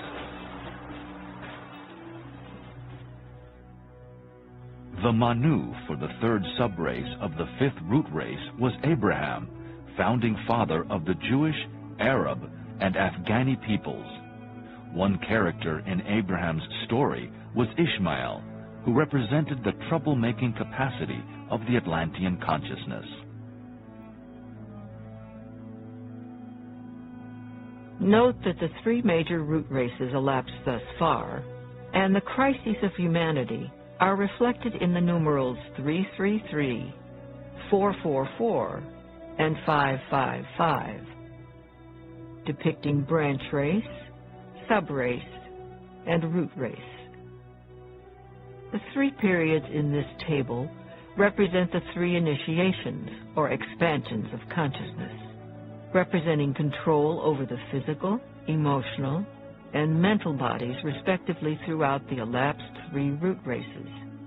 They also represent three releases of intense spiritual power from the crown chakra of the world, Shambhala. Today, in Earth's crisis, it is entering the sixth branch race of the fifth sub-race of the fifth root race. The sixth branch race is the seed for the coming sixth sub-race, which will be the seed for the sixth root race, eventually based in South America over the next 25,000 years.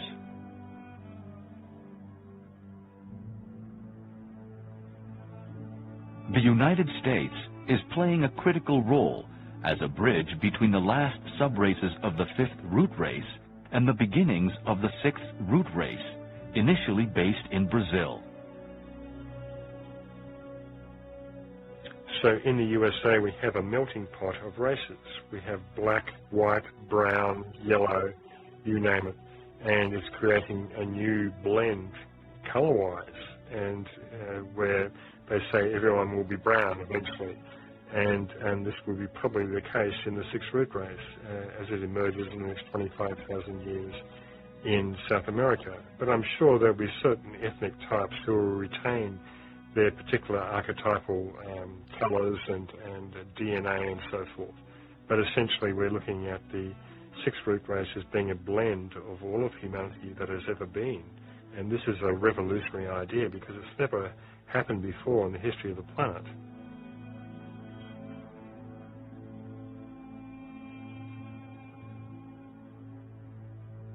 The sixth root race returns to the middle of South America, where the old power spots are gradually reawakening. The fifth root race is in its Kali Yuga cycle, just as the Kali Yuga was active in the previous cycle in Atlantis. As mentioned previously, this confusion of the Kali Yugas of the fourth and fifth root races led to major errors in chronology. It is said that ultimately, the fifth root race will be destroyed by fire, through volcanoes and earthquakes, just as the Atlantean race was destroyed by water.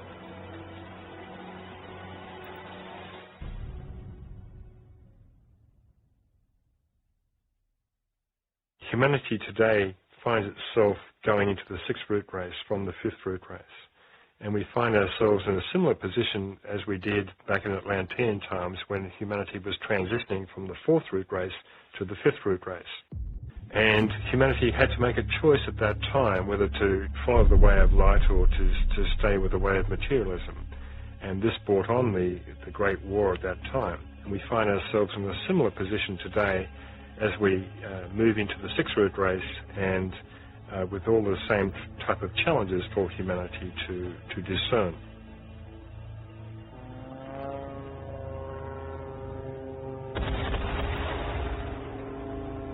World Wars I and II are subjectively regarded as one war, a recapitulation of the ancient Mahabharata conflict, with the same forces ranged against each other, the so-called Lords of the Dark Face versus the Lords of Shining Countenance. So it's important to understand today that we are in a third phase of the World War. It currently exists in the mental plane, but depending on humanity's choice, it could go to the physical plane as it did in World War I and II. World War I and II are regarded esoterically as one war and as a recapitulation of the Atlantean War, where the same forces were ranged on both sides. And this time, in World War I and II, the forces of light triumphed. The door where evil dwells, quote unquote, was sealed. But in the last 70 years since World War II, that door has drifted ajar somewhat, and the forces of materialism have refined and consolidated their position even more. So now we have this third phase of the World War that is raging upon the mental plane in terms of the world of ideas, ideologies, and so forth. And it is through conferencing, communications, politically, culturally, and so forth, that will bring about a resolution of this problem. But the point of least resistance, as it always has been for humanity, is to work it out on the physical plane through sheer force. And this is a real danger at the moment because the increasing Shambhala impacts, the increasing force of Shambhala, which we are told we had the fifth impact in the year 2000, is going directly to humanity, where hitherto had been veiled or filtered by the hierarchy. So the point of least resistance for humanity when they receive this Shambhala force is to use force, is the power of the will in its lower aspect. So these are the dangers we are facing, yet the hierarchy made a calculated risk to allow this Shambhala force to go directly to humanity because it's going to help speed up evolution and accelerate evolution. This planet has fallen way behind in its evolution. It should be at the same status as Venus, we're told in the Ageless Wisdom teachings. And the reason it isn't is because of the failure of the moon chain evolution, the previous change of this earth chain.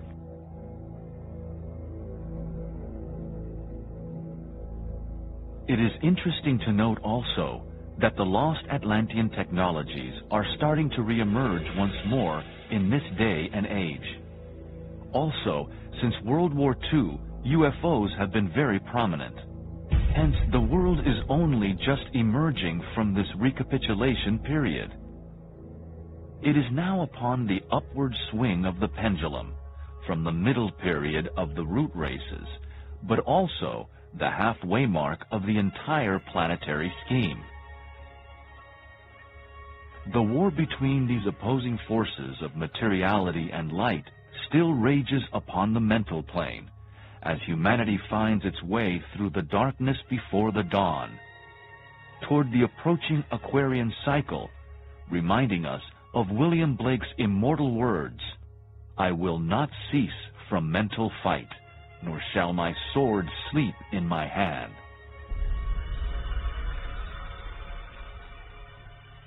As a result of events that transpired at the end of the last World War, it is said that the great avatar known in the East as Maitreya and in the West as Christ will return again soon to walk amongst humanity. The hierarchy have planned to externalize amongst humanity once again for the first time in about 3 or 4 million years. So we are really living in extraordinary times. The forces of materialism know this, are aware of this fact, and are fighting tooth and nail to keep the status quo the way it is, so that the forces of light do not manifest. So we are really emerging from a period of control by the forces of materialism, despite the fact that many thousands of people have reached liberation since that time. But overall, the planet has been in control by those forces.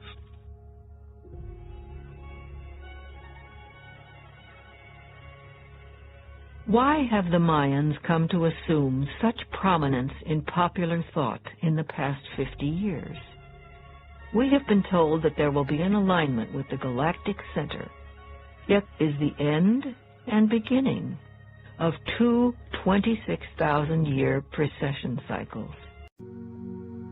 This will be taking place in Aquarius on the Greater Wheel, coinciding with the more well-known 2,160-year cycle in Aquarius on the Lesser Wheel.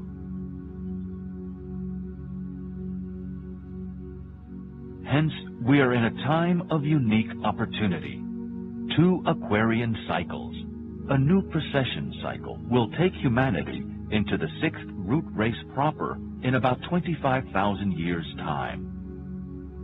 But Mayan elders and others connected to the secret wisdom do acknowledge that Earth changes will increase for the next few hundred years, and it is occurring within. Humanity regards these kind of events as material disasters, yet they have always been cyclic in nature and accompany the shift of consciousness from one race to another, just as there is usually a new continent that is raised for the new race. Hence, parts of South America may sink, whilst other older landforms nearby may be raised out of the sea. The Mayan tradition points the way to South America and its role for a reawakened Shambhala, from where the Ancient of Days, or the Lord of the World, will resume his watch for the 6th root race. The Mayans' ancient base in Guatemala and the consciousness that was generated there is a bridge between North America with its synthesized European consciousness and the future 6th root race in South America. For thousands of years, Central America has played the role of a great meeting place for many cultures from the Pacific and the Atlantic Oceans. Currently, the main focus for Shambhala is in one of its branches somewhere in the Gobi Desert in Mongolia, existing in invisible etheric matter. As noted earlier, the original location of Shambhala in Lemurian times was in South America, whilst another branch of Shambhala was much later connected to the Mayans in Guatemala.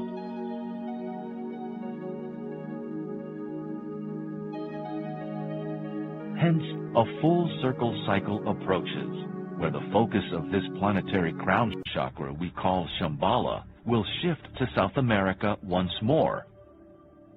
Occult lore states that during this period, Britain will sink entirely, whilst a large chunk of California will disappear.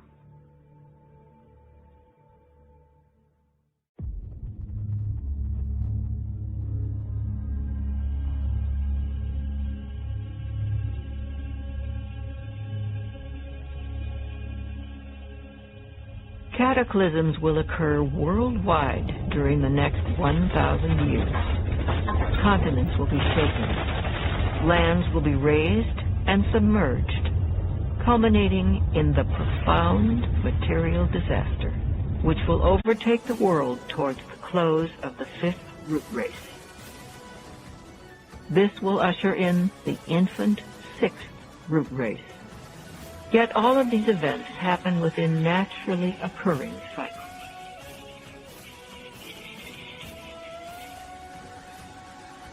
The elevation and subsidence of continents is always in progress. The whole coast of South America has been raised up 10 to 15 feet.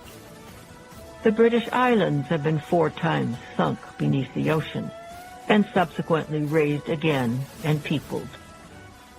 Within the last 5,000 or 6,000 years, the shores of Sweden, Denmark, and Norway have risen from 200 to 600 feet.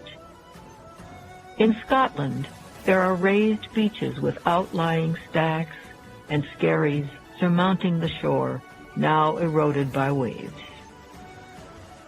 The north of Europe is still rising from the sea, and South America presents the phenomenon of raised beaches of over 1,000 miles in length, now at a height varying from 100 to 1,300 feet above sea level.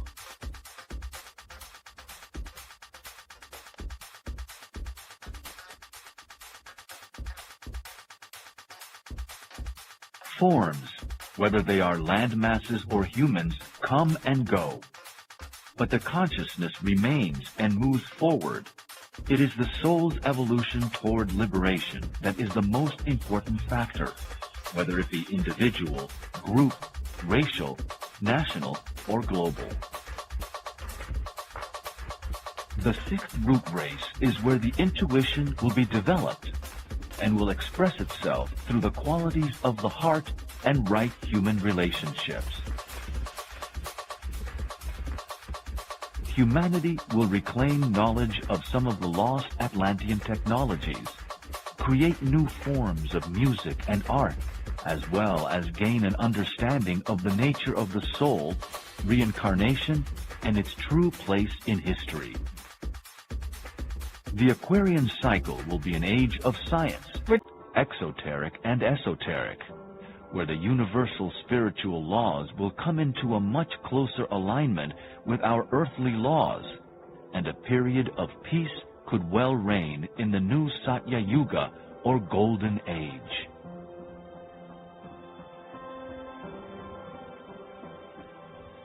The sixth subrace represents a synthesis of all Western and Eastern races, particularly in the USA. Note in the triangle diagram that one common denominator is the energy of the second ray of love wisdom as the soul ray of Britain and the USA and the personality ray of Brazil. In the coming race, it will not only be the intuition or Buddhic consciousness that will be the evolutionary goal, but the expression of the loving heart.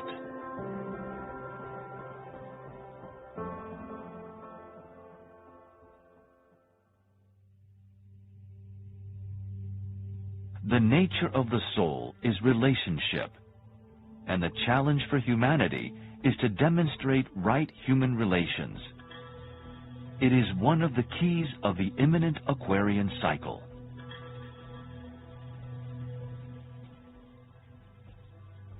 So again, just to restate, the reason for this Hidden History of Humanity project is to recalibrate chronology, to recalibrate world history, to reset the correct chronology for the unfoldment of human consciousness throughout the root races and into the present day and into the future, and to really know the story of the human soul, the unfoldment of consciousness from that individualization period back in Lemurian times through the Atlantean root races and all the karma that was created and is being worked out today. This can only be an empowering factor for humanity to help guide it into the new sixth root race which is emerging.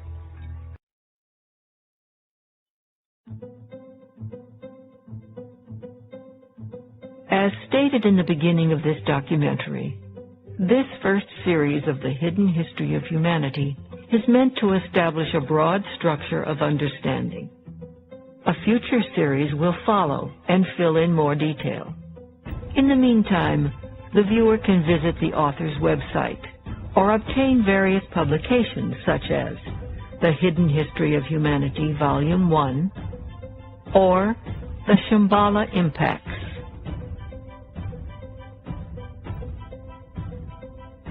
The possibility of discovering and understanding the origin of the human soul and its divine pedigree is imminent in our time. We stand before a doorway leading to planetary illumination upon the greatest mysteries of life, the hidden history of humanity.